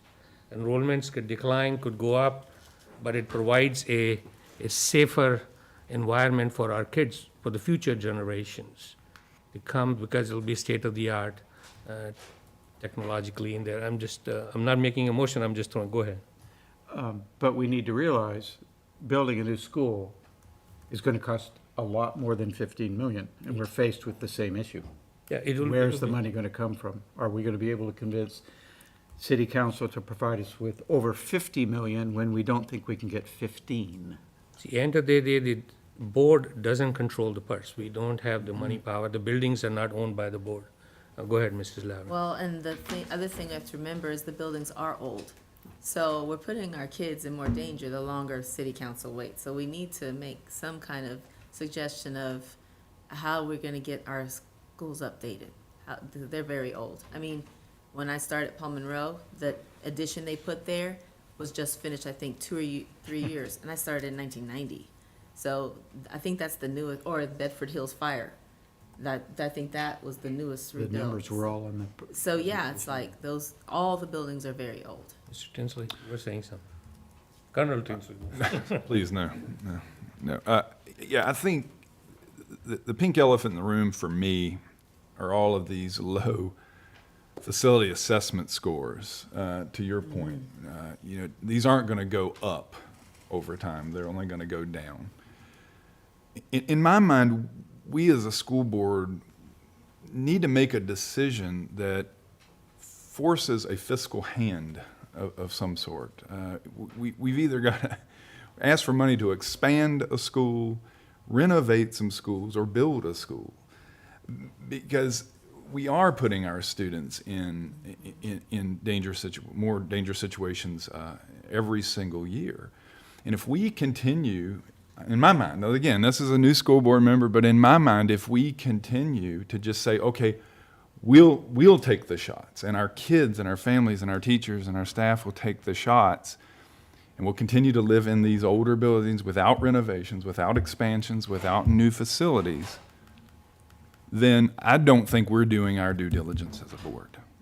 We have to make the difficult decision to force a fiscal hand, I believe, in some way. Mr. Andrews? I mean, I agree with you wholeheartedly. As a firefighter, man, we see dilapidated buildings all the time, right? I'm sure you do. If I had to choose a school that we would either reconstruct, rebuild, brand new school, would be Sandusky Elementary School. We would be able to increase the capacity there. There's a council member that he preaches about supporting his ward. That would be, that would work in our favor, if you will, right? And of course, they're probably the worst school right now in terms of facility or structure, right? So if it was me, I would enjoy the discussion of building a brand new Sandusky Elementary School. Mr. Connor? PPFA, public-private, EA, but yep. that could be applied to any, it wouldn't have just Bath. I mean, we could pursue one for every school. Oh, sure, all it is a procurement method. And Right, And it sure. absolutely, So we could say, hey, have we done any studies of what each school kind of needs, right? oh, have we, yes. Oh, yeah. I'm ready to tell you. Yeah, and So- that'll be something we'll get ready to be in the next CIP submission. I think you're on the Facilities Finance Committee, so we'll be bringing that to you soon. One of the familiar stuff. So my question is, instead of going to the city, let's say we decide, instead of going to the city, hey, we need $15 million for, we say, this school needs $3 million, this school needs $2 million, and for 12 elementary schools, we need this money. Sure. And we can, I believe that would be easier sell to the council than, it's just something to discuss. Yes, sir. Part of the facility plan, the dollar was there for $100-some million. It was a very high price tag. How much? 100 was 142 million, how much was it? It was, I think, 118 for total. 108. Would that spread over like a 10-year? Yeah, that was a 5-year, but that also included the renovation, the full renovations that the board voted on. There are different levels of that we can certainly take into account, and there's different ways we can do that. Those numbers are there, part of the facilities. We have all that information, and we'd Mr. love to talk Tinsky, through a strategy. Yeah. So my question would be, let's say we go with Mr. Connor's suggestion, we start moving towards a renovation of multiple schools. Could we do an amendment of the $4.5 million grant Okay, I'm to sorry. ask for that money to be spread across the district instead of, So we did ask for that, just knowing this was there. So what we can't do is move it to another school building because it was a competitive grant. What I've asked for is, can we use that money for another project at Bass that's related to Bass, but it might be an HVAC project or something like that. So could we use that for that? And I haven't got an answer about that yet. I apologize, Dr. Edwards corrected me, Dr. Tinsley, I've been calling you Tinsley. Other questions? Go ahead, Dr. Davis. So, people have been saying, can we apply some pressure in some other way? Well, we did list a number of proposed projects in our CIP request to the city, right? Oh, yes, sir. Yes, sir. Now, and many of those were the kind of things we're talking about, whether it's expansions, renovations, safety and maintenance upgrades. Which of the requests to the city that we made of that type have been approved? So the only thing, well, there were a couple small things, but there was a roof replacement project at Glass. The big project we have this year is the change out of the lock and key system throughout the division. So we have, it's too much information, but there's lots of different keys in the system, and who knows who has them. So over the next year, we're going to change all the locks and have a standard system and that sort of thing. So we were able to get funds for that, thankfully. We've also just some other minor safety projects and HVAC projects, but I think we asked, it was like 118 million. I think we got 7 over 5 years. or 9, maybe. 7 million over 5 years when we asked for over 100. Yeah, yeah. So that doesn't mean that the strategy can't work going forward. I mean, I think we have a lot more to do, but we have to continue. Dr. Edwards, you want to say something? No, I just want to, I know we're guessing at numbers because we didn't come with everything, but the city's CIP is available on the city's website for those folks who are watching and like the actual numbers. So I don't want to misrepresent what our numbers are. Just want, so people to think that these things not have been discussed, they have been part of our CIP plan. They were presented to the city, right? Also, the renovation, $118 million you're talking about, for a period of 5 years. Yeah. That's what you said, right? So I might have the numbers slightly wrong, but they're very, very similar to that, yeah. Yeah, it would, and it's in their approved budget. Their approved budget is also, actually, they approved the CIP budget Yeah. before they did our operating budget, so. Dr. Tinsley? Yeah, first of all, I know the board has done, and superintendent's office has done an outstanding and the difficult work of looking at these numbers and racking your heads over them months upon months. So, the decisions that were made, I know they were made with great intentions and a lot of research. So I'm not questioning any of those, but I do have a question, and this is a new member question. What 2025, 2026 is going to be the first school year where we don't have T.C. Miller and Sandusky Elementary School. What are the projected savings for that? Again, this is a new member question, but this question continues to bounce around in my head. I know y'all have looked at those numbers, so what are those savings? And So we had estimate, Let them, go ahead, you have the number, or you want him to? The Well, I- numbers are there, Yeah, they they're- were presented. yeah, I have no doubt they were. I just don't know what they are. Yeah, so I'll do process and then we can hit numbers, just so I set the stage, because Right, sure. when you close schools, you still have children. So, and teachers and staff follow children. Absolutely. We are about 80, a little over 80% people. So as much as folks are like, you're gonna save so much money, well, the people follow the children. Right. And what ends up happening is, obviously, they fill in vacancies. But, and correct me if I'm wrong, when we started with the first line of savings is somewhere about $3 million, and then there's like maybe $1 million on the second line, and I'm gonna let you Yeah. go. Well, so the way our thought process in that was that there's a diminishing return for every additional school. So you save a certain amount, but you're able to do that because there's capacity, and so you could add students to classes at a small amount throughout the division, but you wouldn't necessarily have to, you'd be able to bring teachers over through attrition and that sort of thing. But that becomes less and less of an opportunity the more schools you close, because you can't continue to absorb capacity elsewhere, and then you start expanding schools and you start having to have it as well. So we did some math at the time. We also included savings that were related to the close to home zoning process. That would just be simply that the buses were driving not as far, and as well. So we have an analysis on that, but again, there's this sort of diminishing return on each one of those schools. Sure. Dr. Day? so one of the documents attached to tonight's agenda for this item on the agenda is a file entitled SC3 Elementary Only, and that contains some of those estimates for closing Sandusky and T.C. Miller. And the estimated operational savings for that was $3.2 million. And the savings due to close to home zoning associated that was $500,000. So I don't know if that answers your question. That was the kind of rough estimate that we were looking at. And we had a similar estimate for the other three scenarios. Yeah, I looked through all the documents. I didn't see that, but I'll I'm looking, I'm where it is. been burned into my brain. That's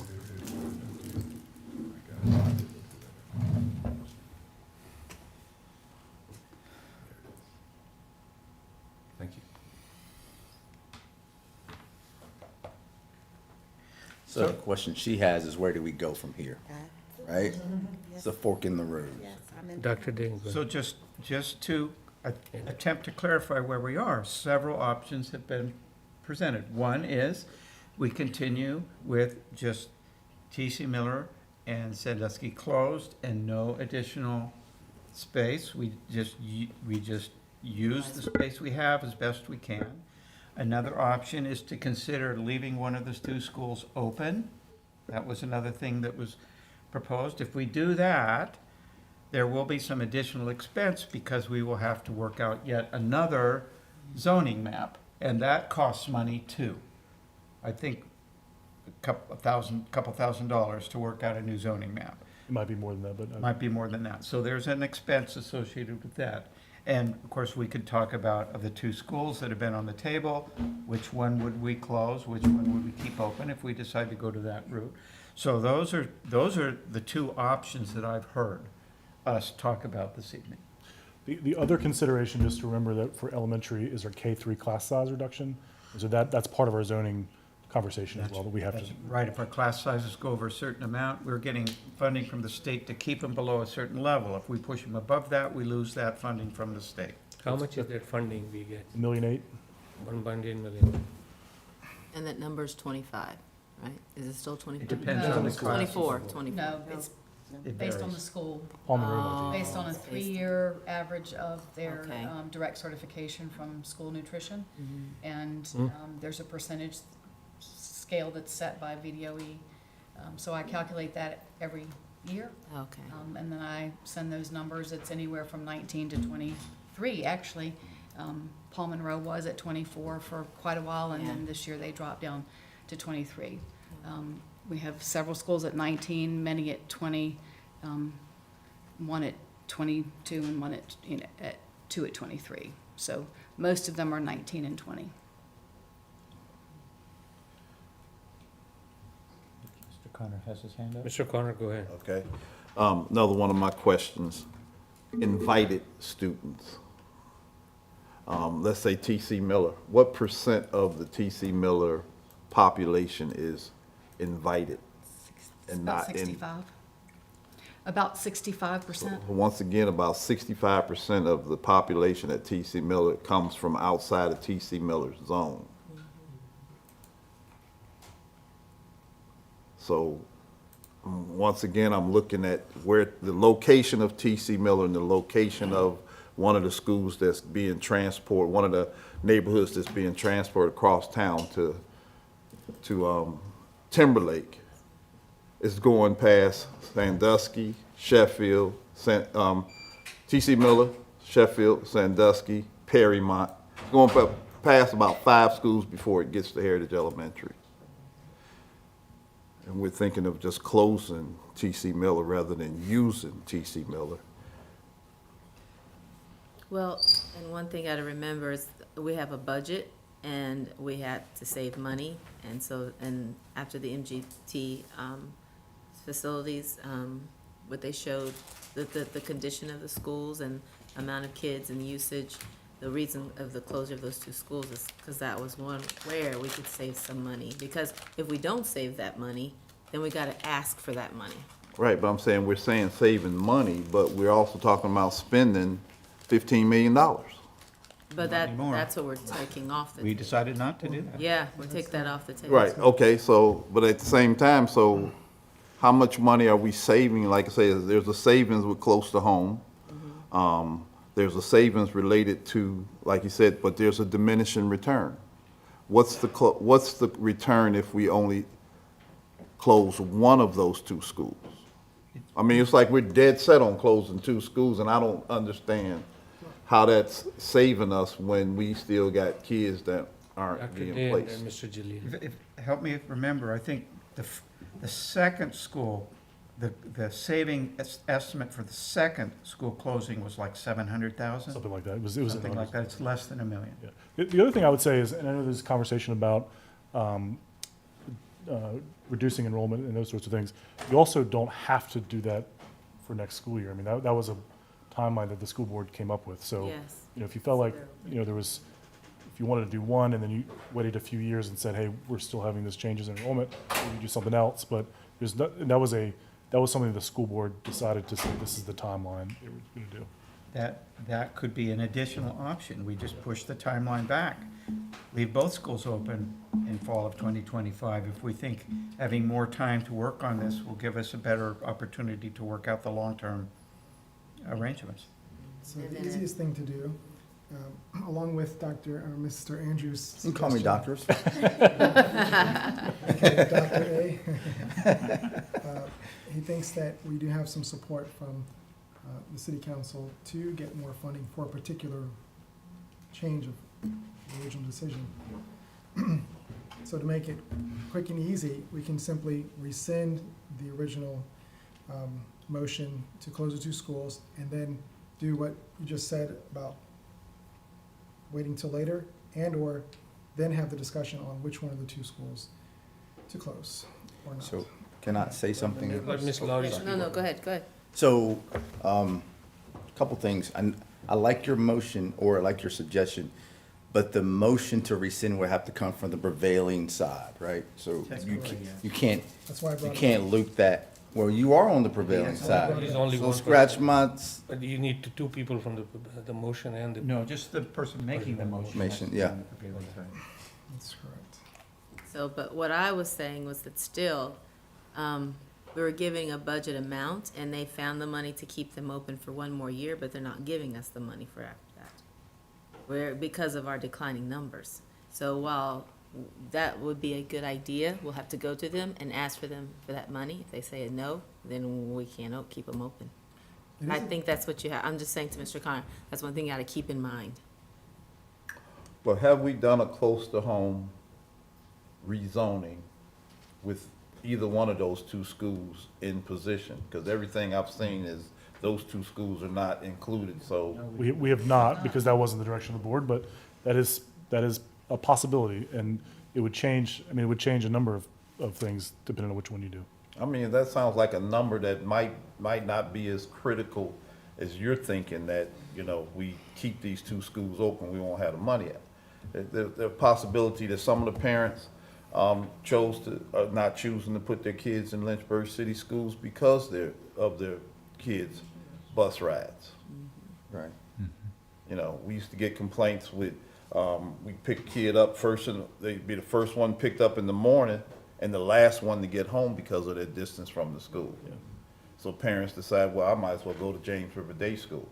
I'll pay for it because I just can't, you know. Yeah. So we might need to look at, and closing schools may not just be our only option to also meet the needs of close-to-home zoning. So that's gonna save us some money. One of those schools, you said it's only saving us $700,000, we're saving $500 on close-to-home zoning. The numbers might fit a little better if we look at it. Dr. Day. I'm questioning whether we can resolve this tonight. I think enough. And so, what I would suggest is that we each think about what information, what factual information you would want to have to make a decision about this. We need to make a request for that information. And then once that information is provided, then we do our best to make a decision. What do you, what's the pleasure of the board? I would like to make a motion, but if he is, I'm not making a motion. Okay. You're free to make a motion. I'm gonna be bold, man, because I'm probably more financially conservative than most people on this board. Other than you, because you don't spend no money. I don't spend no money either. They make money every day. They print it every day in Washington, right? And the city is always gonna, having worked for the city for 21 years, the city is always gonna find money for stuff that they really want. It's just the fact. So I'm making a motion to build a new elementary school, specifically Sandusky Elementary School. Yeah, that's my motion. Is there a second to that motion? I'll second that motion, but I have a question is whether or not we should. Hold on, so you Come on, second the motion? the Yeah, person making the motion. you got a has the second first for right it to have a speak. discussion. Seconding Yep. motion. Now, the motion is on the table. Could you repeat your motion? I'm making a motion to build a new elementary school, specifically Sandusky Elementary School. Yeah. I know it's gonna cost north of $50 million. I know the price tag is way more than a $15 million Bass expansion, but I'm willing to get to the work to do this, man. We did it with teacher pay increases. when we didn't have any money. I know we're coming into a new budget with $3 million deficit. I understand those things. I'm not taking this decision lightly. But I also know that we could probably get support from council, specifically from Ferrari. This is in ward. And we got Save Our Schools that can help us really push this thing and gather some support from this. So that's just my motion. It just makes sense to me to rescind closure of the school before we vote on rebuilding the school. Does that make sense? support That's a procedural issue. That's a procedural issue, so how will we resolve that?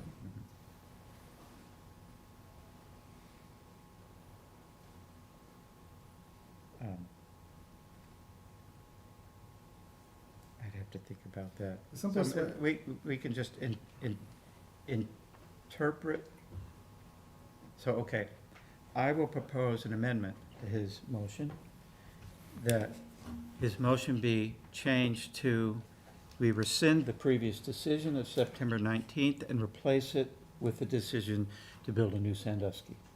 So that's, I'm not saying I support that, I'm proposing that we change his motion to be Is stated that way. there a second to that motion? A second. Substitute motion, the second, now there's discussion. Now we're, Isn't that a procedural issue to actually turn back the decision that was made by the board, yes. close? So, because I'm you're. changing the motion so it does do that, yeah. Okay, so that's. So it now becomes a Gotcha, motion okay. to rescind. Because you were prevailing. Yeah. I got you. But the only thing we're voting on now would be to build a new school. First, we're voting on whether to modify the motion or not. Modify the motion, but the second part of that motion would be the And new. if, yes, So if we don't agree with that part of the motion, then it goes back to his original motion, which has some legal ambiguities associated with it. So his substitute motion is to rescind the previous vote in order for that Replace it. motion to, and yeah. then there would be a separate motion to vote on. That motion is building- already on the table. Okay. Is it discussion time? Yeah, other discussion. So if in doing that, would you say that T.C. Miller will definitely be closed then? Because if Sandusky gets built, and if it does, I would like to say then to, just like Heritage has the CVGS school onto it, then one of the things I was asked is what would I do to help our kids that need to graduate and get that rate up higher? Well, then I would say if we're gonna build a new Sandusky Elementary School, then add a CTE facility next to it, just like CVGS is beside Heritage. You know, the good thing about democracy and us being friends is that we can have this conversation in front of everybody, right? So it doesn't have to be and it's either my way or no way, right? Like, I think that we all should be able to work together. Whatever we decide to do, we should all 9 of us work together and make it happen. If for nothing else for kids, right? So, absolutely, I'm in agreement with it. I can rock with that. So then T.C. Miller would definitely be closed, because then you'd have Sandusky much closer, which Mr. Connor was saying. And Way we out, can- they can just come to Sandusky if we build it and make it I bigger. would like to point out that the proposed amendment motion doesn't say anything about T.C. Miller. Right. Oh, okay. That would be a Sorry. completely separate That's all. conversation, We would have- right? We would have Okay. to I'm continue sorry. to talk about that. Right. All that the motion, that the amended version of the motion, which we need to decide whether to approve or not, but prove that it is the motion. We're just talking about the wording of the motion, not Yeah. whether we're passing it or not. Yeah. Right. Is the motion going to say rescind the decision of September 19th and build a new Sandusky? Or is it just going to say build a new Sandusky? But you can come back and do a modified motion once this is approved, that new Sandusky will have a CTE and annex. Go ahead. Mrs. September Smith. 19th. I was just simply gonna say that building a new Sandusky with keeping in mind that we would make sure that we have part of that school able to support those children that are year-round, that kind of solves the whole problem. Maybe you can modify your motion later on, friendly. So, is there another discussion on this amended substitute motion? Ms. Cole, would you please go ahead and So call? to clarify, Go ahead. what we're about to vote on is whether or not to modify the original motion. Not we're passing the motion, we're just deciding whether or not to modify the motion. Go ahead. So that's legal. Mr. Connor, I want to make sure I'm voting on the right thing. One more time. So the issue is, are we going to modify Mr. Andrews' motion to rescind the board's decision back in September as well as build a new Sandusky? No. Wait a second. How can he make a motion to rescind when he's not on the prevailing side? I can't, that's why he I made made the motion. Okay, Yep. So you're, okay. He's making a motion to rescind. That's the only way that my motion would survive He's making a conversation. motion to modify. Yeah, Right. We're adjusting the motion now. We're not passing it or not. We're trying to You made a formulate what motion. the motion is. Right. And he's But just the changing- motion that you're making includes building a new Sandusky. That would, no, No, the okay. motion I'm Okay. making is to modify the language of his motion, that's Okay. all. Okay. Not to whether or approve it Yes. or not. Right. Mr. Jalil? Yes. Mr. Andrews? Yes. Dr. Day? Yes? Dr. Gupta? Yes. Ms. Preston? Yes. Mr. DePaul? No, Ms. Lowry? Yes. Dr. Tinsley? Yes. Motion passes. Now we're back to the original motion. No, not the original motion, the amended motion. Amended motion of Mr. Andrews. Would you like to consider her suggestion as part of your motion? Tell me again what it was. Like CVGS is right beside Heritage, and they're connected. I mean, yeah, Heritage High School, and they're connected. Because that was one of the things that I was asked when they interviewed me for being on the school board, what are you gonna do to help our kids that need to graduate and raise that rate? Well, our CTE is booming and it's doing well. So if we're gonna build we're gonna ask to get a new school built, can we have it, make sure we have an addition onto it for a CTE facility? What she's saying is have a CT annex as part of that complex, just like CVGS. It would be it would be separate, but they would be together, just like CVGS is separate from Heritage, but they're on the same property. Dr. Walker, do they have the land available? I think so. I think they're good. So do you mean that it would be connected to the school or just might be on the property? Well, just like it is with CVGS and Heritage, they're both, Sure. I don't think you can get from one school to the other, can you? You can, but it is intentionally blocked, but it's. Okay, yeah, so, I mean, they can be there's a connected, just Yeah. separate schools. I think there's room in that property. I'd like to just do more work on that, but I think Yeah. there would be, yeah. But CTE is a high school program, right? Yes. But this is kids that they wouldn't be going into the elementary school, that's why they're separate. Or they'd you be saying back to just back. utilize the land? Yes, yeah, so we don't have to build a whole separate facility. They would, in essence, still attend Heritage and EC Glass and be transported to now the Sandusky campus for CTE?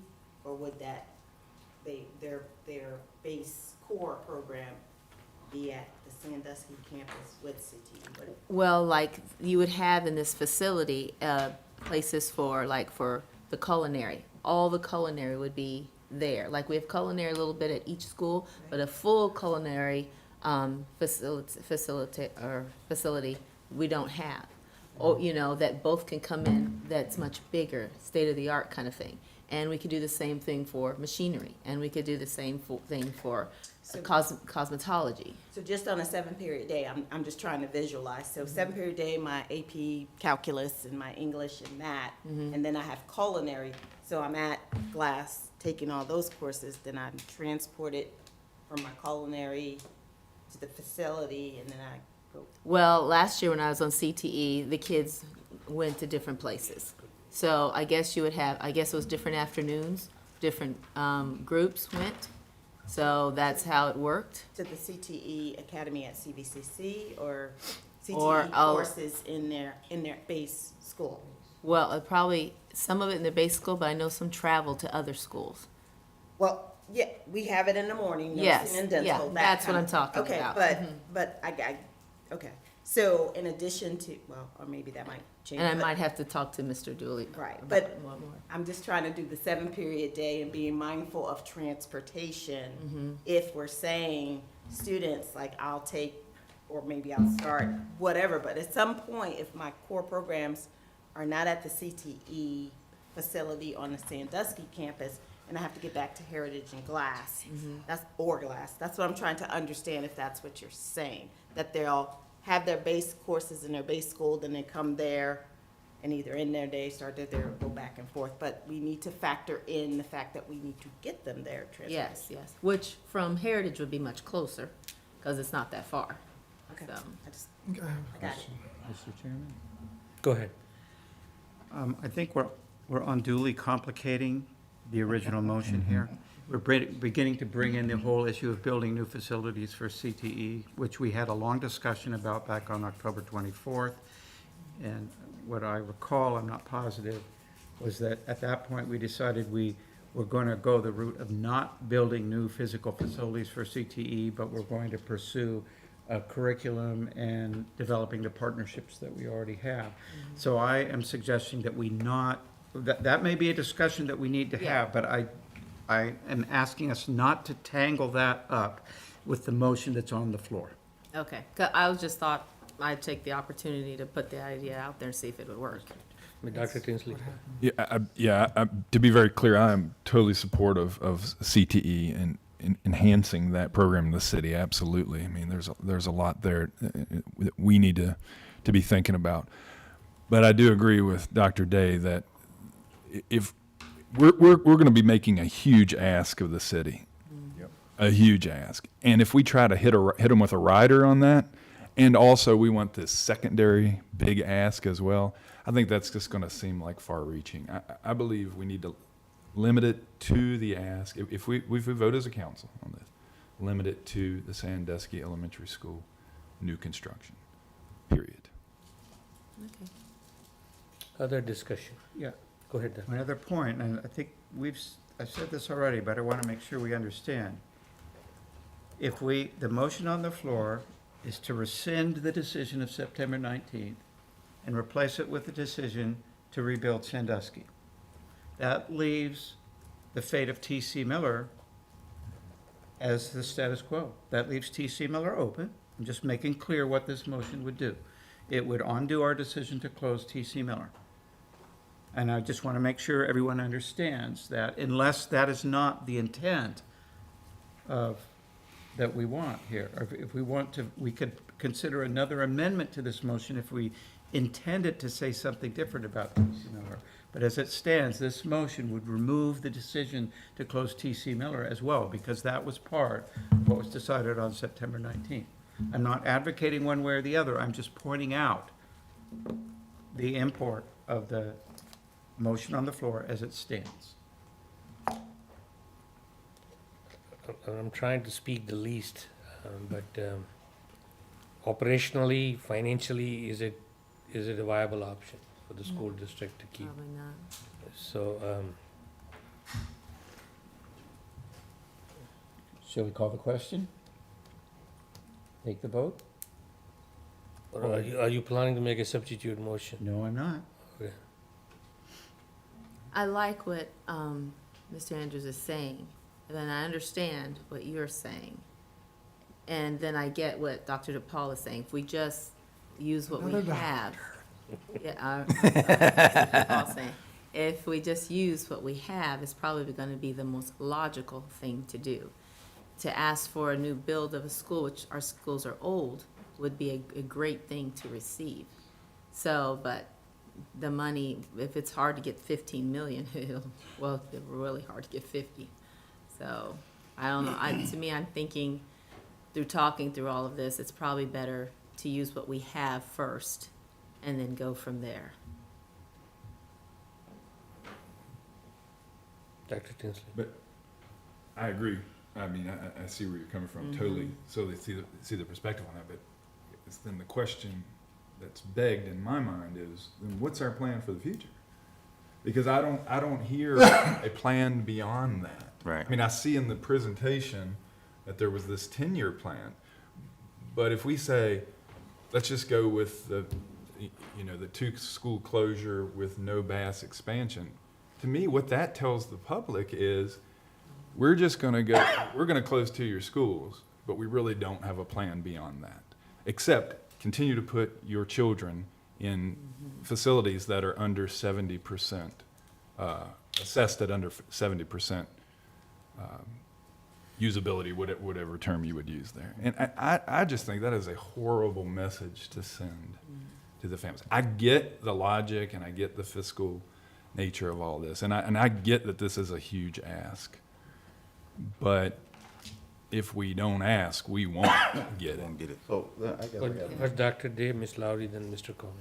So I'm going to vote against this motion, not because I feel like the whole idea is wrong, but because this is an even more hasty decision than the one we made back in September. If we're going to do this, we need to think through all the implications before we lock it in by passing a motion. So that's why I'm going to vote against the motion. Not because I disapprove of the idea, but I just don't think we've thought about it enough. I think hold on, Mrs. Lowry. And then Dr. on to Coleman. what Mr. Tenley, now is your doctor, Mr. I'm just kidding. Everybody's Look, just a minute. Okay. But what Mark was saying is that, okay, I'm saying, let's do what we have, use what we have, and then present for the following year. We need to build, though. We can do this now because you gave us the money to keep T.C. Miller and Sandusky School open one more year, but this is not gonna maintain. We need to build other schools. So then come at them with a contingency for rebuilding our schools. So you are saying build a new school? Yeah, but well, it'll have to be after the After, next. yeah, absolutely, yep. Yeah. Mr. Coleman. So my question was, and I might have missed it, in the current proposal where we had closing T.C. Miller and Sandusky, was there money allotted from the city to do renovations at the remaining schools? No. Okay, so we really not, by rescinding that decision, we really not changing anything except maintaining those two Well, the schools. decision included to request money for Bass. But once again, But we can't command them to give us money. so, This would be a request for a different purpose. so what I'm saying is if your substitute motion would be to rescind the one motion and then a separate. The substitute motion passed, so it is now A the motion. separate, okay, a separate thing to build a new school, which shouldn't be tied to, the building of the new school would be a standalone? Yes. Yes. Okay, And we haven't said anything about the financing of it. It's Okay. just that would be the direction that the board will pursue.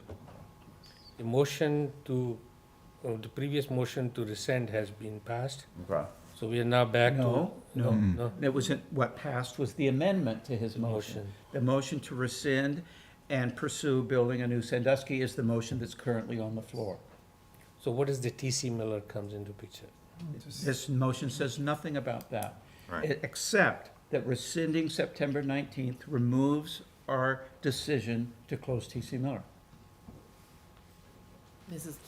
Preston. I have Mrs. a Preston. comment. It seems to me that we need to establish what our priorities are. In my mind,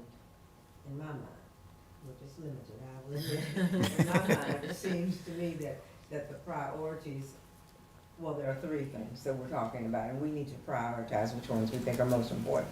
One is to rebuild Sandusky. Two is to ensure that we have a space that can be utilized by T.C. Miller students. And another one is a space that can be used for CTE students. But we need to prioritize which of those things do we think is the most important, second important, and third important, so we can ask for and then work towards those goals. That's what Dr. Tinsley talks about, the goals. You want to talk about that? Well, I would kind of back it up further. I agree with Dr. Day. I'm just discussing this, right? I kind of put my cards on the table where I'd vote, but I think our priority number one is what are we doing with T.C. Miller and Sandusky?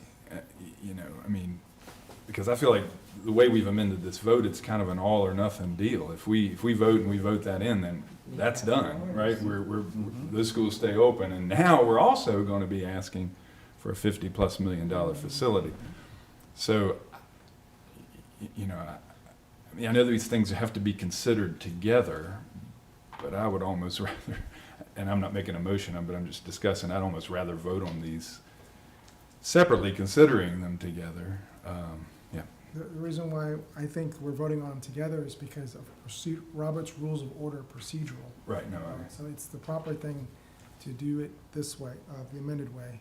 right. Do it separate, from my understanding. Just so I think I understand this, by changing the vote as we did, we're going to be effectively saying that we're going to keep the current Sandusky and TC Miller open. It's going to cost that extra $3+ million that city council's already told us we're not going to get again. That's number one. And we're going to ask for $50+ million to build a new Sandusky, which city council has already told us they don't have 15 million, much less more than 50 million. So that's what that's, if I'm correct, that's really what we're voting on coming up. Okay, thank you. Chairman, And go ahead. just for one little detail, the difference is that the reason why we'd ask for a new 3-point is different now. If this passes, then it's not the same ask. It's not, it doesn't go back to the same decision. The reason why they rejected it from the presentation that we had during the joint meeting between city schools and city council is gonna be different than what will be presented the next time we ask. Respectfully, I don't see it that way, but I appreciate you saying that. Mr. Connor? Okay, once again, we still, all of these proposals were tied to close to home, getting the kids, some zoning issues. So we haven't done any zoning with those two schools to see what the savings would be financially, or what the psychological impact on those students that are affected, the students that are riding 20 to 30 minutes each way. And it's affecting some of our, if I don't have the numbers, but I'm sure some of the schools, some of the students that are having the most difficulty in the achievement gap. And so we still need to be looking at that.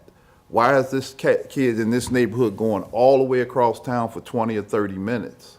And we're closing a school that's way closer to the person's house. But we've got kids that are invited to that school that can come from anywhere. So I'm just saying that's something that I think we need to consider. If close to home is part of this whole proposal, which is what I keep seeing, close to home zoning, we got to consider that, not just closing or opening schools, building schools. We got to look at this zoning issue and get some of these kids, because I bet if you look at the children that are really struggling academically, you'll see that they have we done any studies to see the length of bus rides for the children that are struggling academically? With low reading scores, low math scores, how long are they on a school bus? When that time could be spent, if they were closer to home, they could maybe get tutored in the afternoon instead of being on a bus. We are assuming with that, I hear what you're saying, but there's a big assumption that they're correlated. I'm saying, has anybody done a study to see if they're correlated? But you were making the assumption, well, okay, I hear what you're He saying. wants to see if they're. I understand. Otherwise, then close to home zoning is not important to this whole proposal, because I see that on every slide, close to home zoning. So it must be important in some aspect of what we were discussing. So how do we do that? Maintain what we're doing, how do we do that? Closing schools, rebuilding schools, renovating schools, how do we do that in the most effective way? Yeah, I mean, I think we determine what schools we're going to have at the end of the day, whatever plan, and then we do close to home zoning with those schools. I mean, I don't think, in my mind, the close to home zoning is not a significant element of the decision we're talking about right now, because I think we can do that with whatever option we choose. But I totally understand what you're saying and agree with you, and there may be some correlation. That would be interesting to see. Mr. DePaul? I wanted to word it correctly. Even if we find kids from that one section of town going across, we might actually find the data that they have an achievement gap, and it might not be related to the bus ride. And there's still, that's really what I was trying to get at. Right. We might come up with a correlation by numbers, but not in actuality. That would be my concern. The process is how much does the software takes to reconfigure close to home rezones with different scenarios? So we don't have the analytical capability to do that, honestly. I mean, like, so we really need to have the MGT or some contractor do that for us. I mean, it's, How long does it take them to run that? I think they did this last one in about a month or 5 weeks, something like that. Yeah. Dr. Tinsley? Sorry, I'm not trying to monopolize. I just, things keep popping into my head, but, you know, I'm personally not prepared to vote one way or the other on this tonight. Because, for several reasons. Number one, I want to hear from some experts. Like, I would I don't know how we typically do this. I'm new, but I would love to hear from these people here about how this might affect before I make a judgment. Also, I think the public has a right to stand at that podium and make their statements and offer us their opinions and their perspectives. And I agree with Dr. Day. To vote this, if we were to vote this positively tonight, affirmatively tonight, I don't know, I think we'd be cutting a lot of people out of this that need a voice. So let's make a friendly amendment. Can I make a friendly amendment to vote on this decision at the next board meeting that has public comment on the issue? So you're asking simply to defer the vote? Is there a motion to defer the vote? To the next meeting, not just indefinitely. Yeah, That's a legitimate motion to make. Is there a motion on the table? Are you making a substitute motion? Yes, he is. Is there a second to that motion? I would second that. Dr. Tinsley, is there discussion on, May I point out that we accomplish the same thing by voting the motion that's currently on the table down? We can bring it back up again at the next meeting. You can reintroduce a motion that was defeated at a previous meeting. Yes. So instead of complicating the situation further, I suggest we vote down the motion that's currently on the table, and then at a future meeting, you can reintroduce the motion or any other proposal anyone might have for how to well, let me proceed. ask Mr. Andrews, what do you feel I about? think he has a motion on the table. Is a motion on the table? There's a Yeah, second to the- so I'm arguing to vote no on Mr. Jadil's substitute motion. What's your motion? So my motion is To defer. I thought. To defer, right? To defer the vote. To the next meeting, provided that we publicize public comment on this issue. And you were comfortable with that? Second that motion, right? So- My question would be, or maybe it's a statement, is we just need to make sure that the public knows that this is They're on the watching. table so they can, yeah, and I heard that. And my point is that the same thing is accomplished by simply voting no on the standing motion. The public knows that we are trying to do this, trying to struggle with this. I don't see what is accomplished by deferring the vote. Okay, so the same thing can be said as if we actually approve the motion and it goes through, we could do the same thing at the next board meeting. Well, then we would have an active motion, which would be saying we're going to pursue rebuilding Sandusky with no decision having been made about T.C. Miller. Right, so what I'm saying at the next board meeting is we could technically rescind this vote that we're voting on here Kentucky today. rescinding. I think we're making it unduly complicated. I think we Yes. should just vote on the motion that, the amended version of Mr. Andrews' motion, and then at the next meeting, we decide. We got a substitute motion on the floor, there's a Yeah, second to we- the motion. Okay, So, would you please call the vote on the substitute? please restate the motion for me. The motion on the floor is to defer the vote on Mr. Andrews' amended motion to our next meeting. And please state your motion. My motion was he made a motion to rescind the previous motion that happened, or the previous vote that happened in September. That's the only way that my motion would be even discussed. The motion, the amended version of his motion is we rescind the September 19th decision and make the decision that the board is going to pursue rebuilding Sandusky. You're trying to promote, to defer the vote on that to the next meeting. The issue on the floor is, are we going to defer the vote on that to the next meeting, or are we going to vote on that motion tonight? That's a very simple version, because the two question is, are we voting on this motion tonight, up or down? Mr. Andrews' motion, or are we deferring it to, for the next board meeting to be discussed. And so, how does the public know that we haven't ultimately voted that down? Because they're watching on So the it's on camera, TV. Okay. if they have chosen to. And we'll Got just TV put it in the camera. agenda that They we're, see it 3 days before we Right. meet.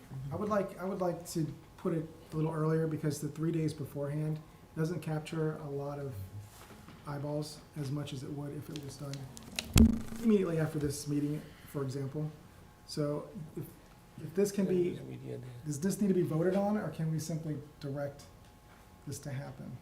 It's, What we're saying, as far as earlier than 3 days, making this, Yeah, but everybody knows that watches school board meetings, that the 3 days out, they can look. but the point At the agenda. is that we wanted to have as much feedback from. Yeah, they will have 3 full days But that's to not as look good at as, it so they can get five- their information together. would you say that that's as good as 5 days or 7 days?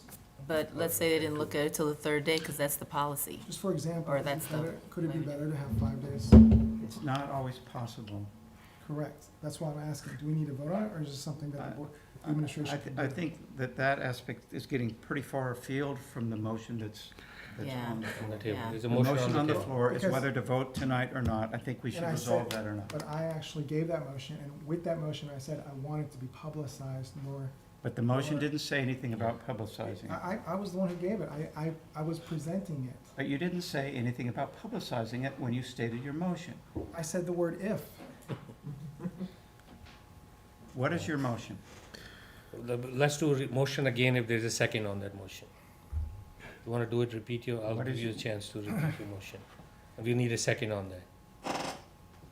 I'll motion to defer this decision to the very next board meeting with the instruction that it is publicly displayed at least 1 week before the meeting occurs. So now, are you done stating your motion? Yes, sir. Is there a second to the motion? what's, So can I clarify something real quick? So what you're saying is you want the public to know by next Tuesday that, okay, okay. that what? That something 2 weeks from now is gonna be voted on. We need to hear a second before we discuss the motion. Is there a second? I'll second for the discussion purposes. So you're saying that your motion is to have the public be aware by next Tuesday that we're gonna be discussing this at the next school board In meeting? 2 weeks. Okay. So, which means that LCS could put it on the website. We could simply put the minutes out early, which we don't have to do. You mean But agenda? there's another way, the agenda. Agenda is done a week before. It's done, yes, so, is that a problem? Agenda is done a week before the meeting. And after that, the staff puts documents, you cannot make that agenda public till it's comprehensive.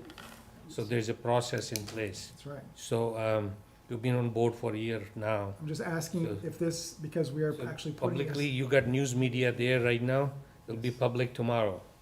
You don't need to wait till 2 weeks. You got TV cameras right there, you got a newspaper If you think gentleman that's sitting sufficient, right there. So all this media publicity you're trying to get will be there tomorrow. if you think that's So- sufficient. if No, it's everyone not me, thinks I'm that's thinking, I'm sufficient- just stating the facts. Well, we don't have to do so- anything about it. If everyone thinks that's sufficient, then I don't have to push But it. the point is, this is not something we're trying to hide from the public. That's why you got, it's an open meeting. It's a public meeting, that's why you got TV cameras watching you, that's why you got, this is being telecast on live right now, and this meeting stays there on record forever. So there's nothing we cannot, when you say display, this board doesn't have money to put billboards around town, putting that you will be discussing these things. You know, that's a very high ask for the school district to do a display word. And so we have to be careful where we take the school district in terms of the actions we want them to implement or execute. Of course, and this is a fairly easy ask, because we don't have to spend a lot of money on it. And if you read something that I had written about LCS and given to you all, large organizations, such especially like school organizations, are notoriously bad at publicizing publicizing things. Would you That please was part kindly, of my mind. or due respect, disclose some of those large organizations for public, so Oh, we can- know? all organizations Some are so specific large. examples you have It is for well- public it to is see? well- Yes, I actually wrote it down. It's well known. Where are, could you please read it for us? Not right now, but it's well known that large organizations, especially school organizations, are not good at this. And that's what came to mind when I brought that up. That's all. Dr. Day? Is your motion an amendment to Mr. Andrews' motion, or is it a separate motion? My question originally was, may I make a friendly amendment to his motion? So if it So it's an, clashes with it, if it clashes with it, is it, if it's it's an, not if, going to. is it, so you're saying it is an amendment to his That was motion? my original thought. So if that, but that, But it doesn't, clash. your motion doesn't seem to say anything about the content of his motion. It seems to me that it's a separate motion, it sounds like it's. and if it's a separate motion, it's inadmissible, because you cannot make a separate motion when there's a motion on the floor. That's, yes. That's So if it's, unless it's an amendment to his motion, it's an inadmissible motion, and it should be dismissed. All right. Are you making an amendment to his motion?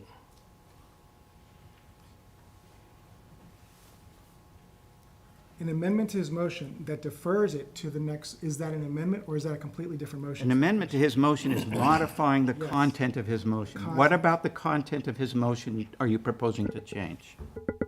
Nothing. Nothing. So it's not an amendment, it's a separate motion, and it's therefore inadmissible. So we are back to the amended motion, which is to rescind the motion of September 19th and to establish the pursuit of rebuilding Sandusky Elementary as the direction that the board is going to take in the future. That is the motion that's currently on the floor. The other discussion? Ms. Cole, would you please call the roll? Mr. Connor? Yes. Mr. Jalil? Yes. Mr. Andrews? Yes. Dr. Day? No? Dr. Gupta? Yes. Ms. Preston? Yes. Mr. DePaul? No. Ms. Lowry? Yes. Dr. Tinsley? Yes. Motion passes. Thank you. Okay, that's a pretty momentous decision. We are now back where we were a year ago, with the exception of establishing a new direction of pursuing rebuilding Sandusky. Our next item for the agenda is, Could we take a recess for a few minutes? want to take a recess for a few minutes? All right. That's my Let's request. do a 5-minute recess. Thank you. Thank you. Okay.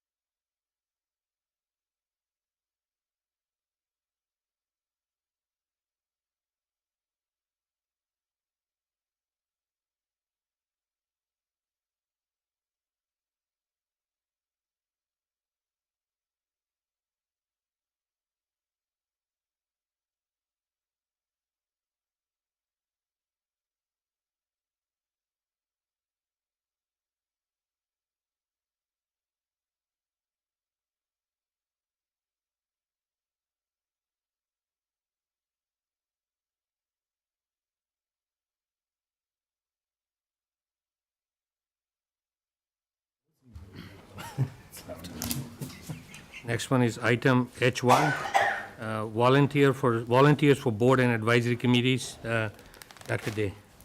Okay, well, there is a statement in the agenda for tonight.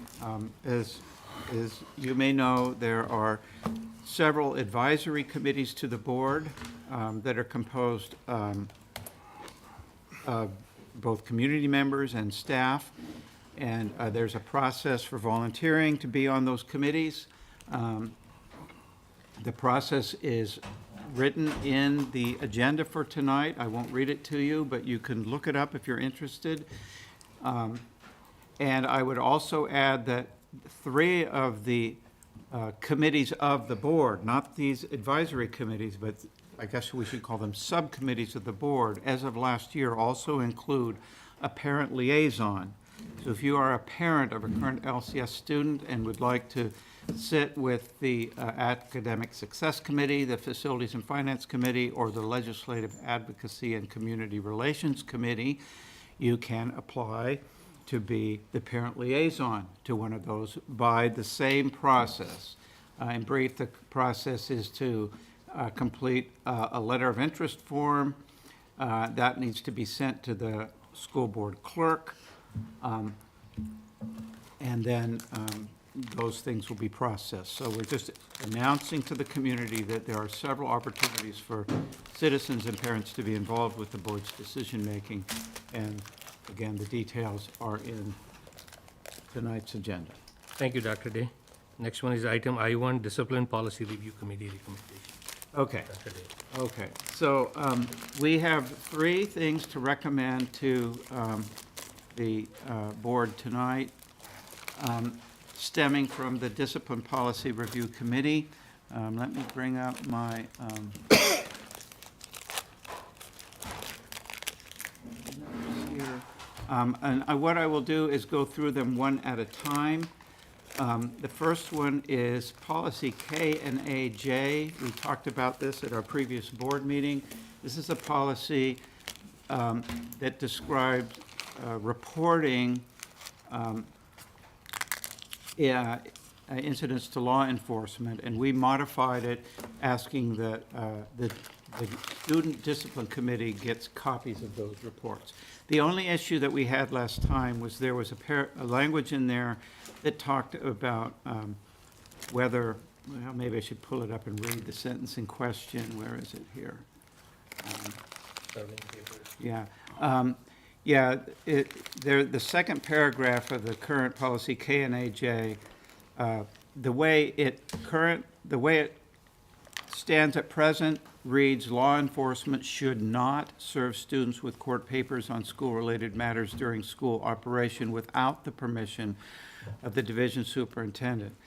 The Discipline Policy Review Committee originally wanted to change that to may serve students, and we had some discussion about that at the last meeting. And then we reviewed, subsequent to that, the Discipline Policy Review Committee met, and we realized that our memorandum of understanding with the LPD. With the police department specifies also that the SROs shall not serve papers on students at school. So we decided we should not change this policy as we had originally proposed because it would put it in conflict with the memorandum of understanding with the police department. So we've returned that language to the way it originally was. However, the Discipline Policy Review Committee was not entirely comfortable with that language, and although we're leaving it in as it stands, as the policy currently reads, we do want, when that memorandum of understanding comes up for a reconsideration, which I guess will be this fall sometime, we want to make sure that the board considers that sentence in that memorandum of understanding. And so I have sent a memo to that effect to Dr. Wartica, who's made notes to himself to ensure that when the time comes and we revisit that memorandum of understanding, we will talk about that particular aspect. So we are recommending that the modified version of KNAJ be approved tonight. You're making a motion? So I'm moving that we approve KNAJ as modified in the file that's attached to the agenda. The file was KNAJ-DPRCR. Since it's from a committee, it doesn't require a second. That's correct. So, any discussion on KNH? Would someone from the committee just summarize? The changes? Yeah. Okay.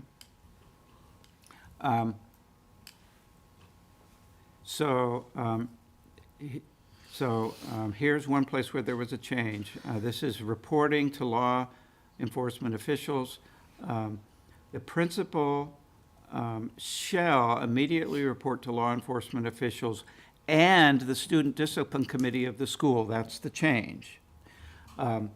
All incidents listed below that may constitute a felony offense. And then there was a list of items that may cause a felony offense. The change is that when it's reported to law enforcement, it also be reported to the student discipline committee. And then there was a paragraph that said the principal may report to law enforcement officials incident involving assault or assault and battery. We changed it to shall report to law enforcement officials and the student discipline committee any incident involving assault and battery. So that was another change. We're adding that it shall be reported, not may, and that the report should also go to the student discipline committee. And then thirdly, all reports to the principal, or all reports by the principal mentioned above shall be communicated to the student discipline committee via the superintendent or designee.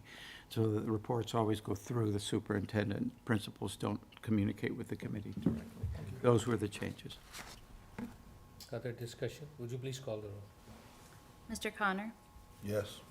Mr. Jalil, Yes. Mr. Andrews. Yes. Dr. Day, Yes? Dr. Gupta. Yes. Ms. Preston, Yes. Mr. DePaul, Yes. Ms. Lowry, Yes. Dr. Tinsley. Yes. Motion passes. Okay, the next one is JFCA. There's our recommended version is attached to the agenda. The file is JFCA-DPRC2. I think it's DPRCR2. So we made several changes to this. This was a somewhat complicated policy because what it concerns is procedures for a student to be removed from a teacher's class. And I personally felt that the current formulation of this policy was somewhat complicated because it talked about two different forms of removal from a class. One is what the revision of the policy is calling incidental removal. So a student is disruptive in class, the student contacts the office and asks to have the student removed. It's just sort of a one-time removal based on a particular incident. Then the other part of this, which the former policy also tried to address, but was sort of intermingled, is what I'm calling, or what our revision is calling removal for term. This means removing a student for the remaining part of the academic year, not just for one time. So we've revised the formulation of this, so the incidental removal is talked about in one section. The removal for term is talked about in another section.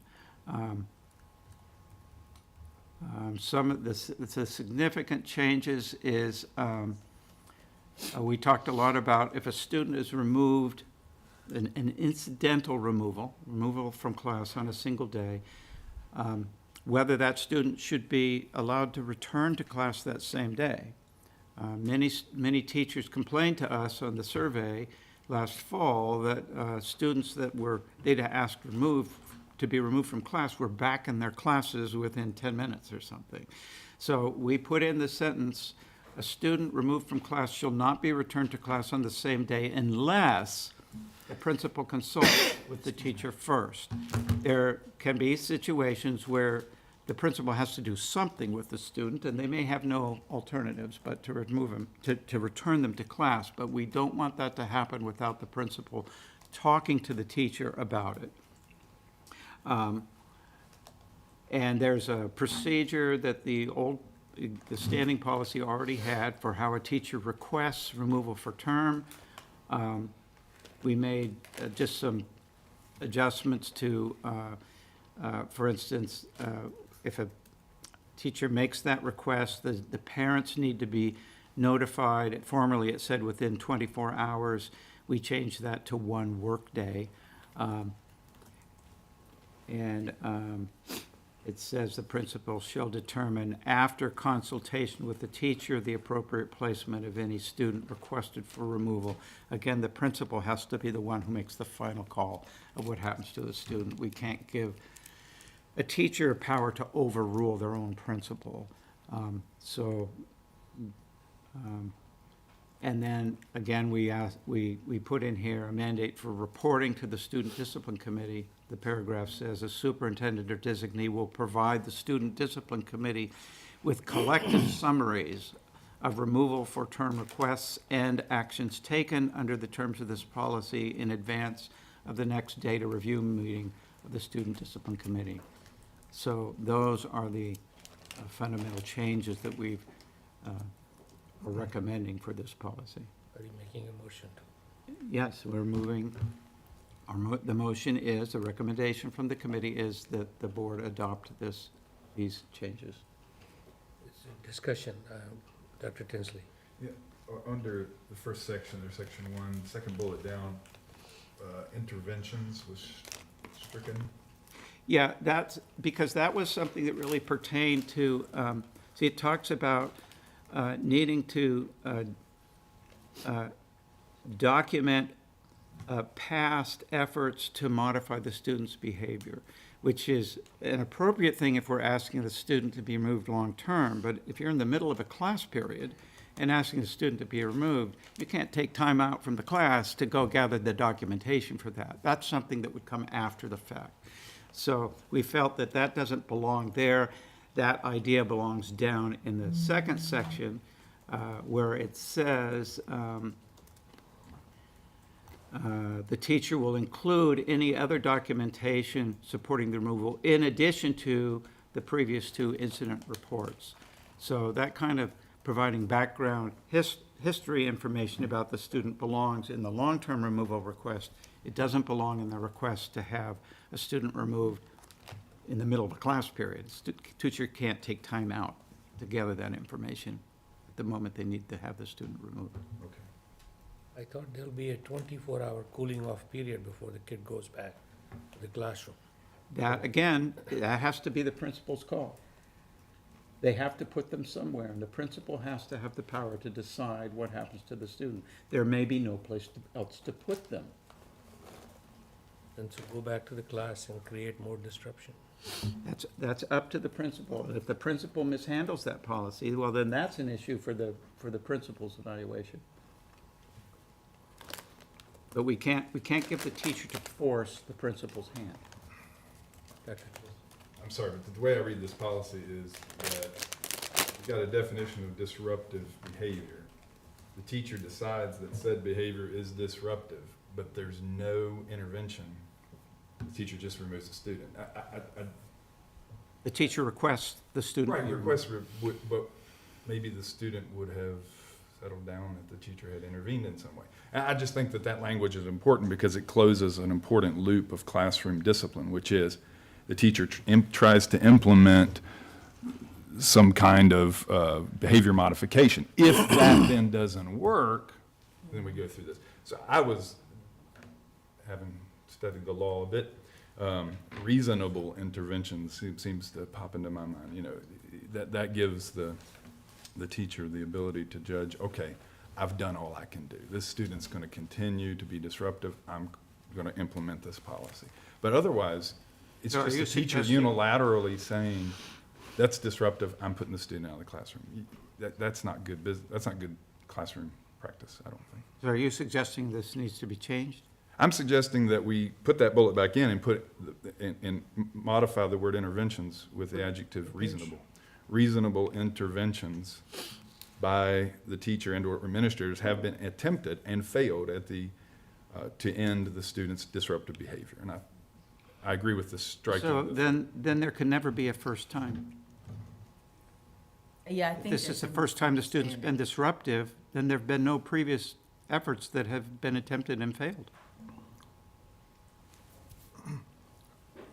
If removal of the student from class must be necessary to restore the learning environment free from interruptions, obstructions caused by the student's behavior, I agree with that. But we have to attempt, I don't see where you're coming from, but we have to attempt an intervention. I think there's a misunderstanding. Yeah, please. Teachers always do interventions. This is just, it's become to a point where I need this child to leave now because, you know, I've attempted, I've done this, I've done this, I've done this. And which is part of the long term. But if it just comes, every day's a new day, they Right. come in and about maybe midway through reading group, the student decides to just explode for whatever reason, we need him out. Okay. Does that So make then, sense? you're right, so then the articulation would be, yes, I attempted interventions. That doesn't say anything in here that they have to be contemporaneous. This is, because those are two different ones. One's about Okay. long-term and one's about immediate. Okay. When the committee talked about this, the thing that we eventually came to that helped us resolve this kind of thing is that we, as you've explained in other situations before, we're relying on the judgment of the people we put into the classroom to do these things. And we don't need a policy that tells them what to do at every single step. Right. If a teacher is misusing this policy, then that would be an issue for the principal to discuss with them as they're evaluated as an employee, as a teacher. So we're not trying to dictate too much to the teacher. We're relying on them to use appropriate judgment. Right. Mr. Jalil? I concur with Ms. Lowry and Dr. Day. That's it. Other discussion? Would you please call the roll? Mr. Connor, Yes. Mr. Jalil, Yes. Mr. Andrews. Yes. Dr. Day, Yes? Dr. Gupta, Yes. Ms. Preston, Yes. Mr. DePaul, Yes. Ms. Lowry, Yes. Dr. Tinsley. Yes. Motion passes. Okay. Then the third document that you see on here, titled healthadvisory.pdf, the discussion of bullying policies was the last topic that the Discipline Policy Review Committee intended to try to address. And after, well, I'm reading from my minutes for our most recent meeting. After a brief review of current policies which reference bullying some way, the committee agreed that there was little that could be done by means of policy changes to reduce bullying. Rather, the approach needed to be through improved education and training. And the committee does not feel competent to make recommendations in that regard. Rather, we recommend to the board that the School Health Advisory Board be tasked with studying the issue this year and producing some recommendations to bring to the board. And our standing policy that describes our committees, the committees of the board, says that the board may give these committees tasks each year to focus on. So we are recommending to the board that that be at least one of the tasks that is assigned to the Health Advisory Board. And I've prepared a statement of that, which is in that file, healthadvisory.pdf. I'll read the statement that we are recommending that the board adopt. Policy BCE regarding advisory committees of the board says that the committees, quote, shall receive a charge from the board for the upcoming school year and report annually to the board.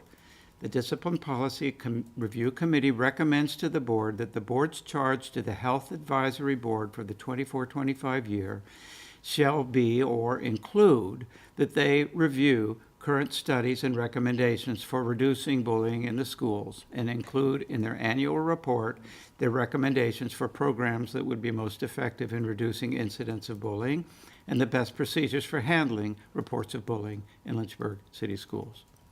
So that paragraph is the recommendation that the Discipline Policy Review Committee is offering to the board. Any discussion on it? Call, would you please call the roll? Mr. Connor, Yes. Mr. Jalil, Yes. Mr. Andrews. Yes. Dr. Day, Yes? Dr. Gupta, Yes. Ms. Preston, Yes. Mr. DePaul, Yes. Ms. Lowry, Yes. Dr. Tinsley. Yes. Motion passes. Okay, and may I make one last? Dr. Edwards wanted to say Oh, something. please. Yeah, just an observation, since school ended in the end of May, graduation being in June, and we are here now, and I've lost count of the number of policies that the school board has approved that are brand-new policies.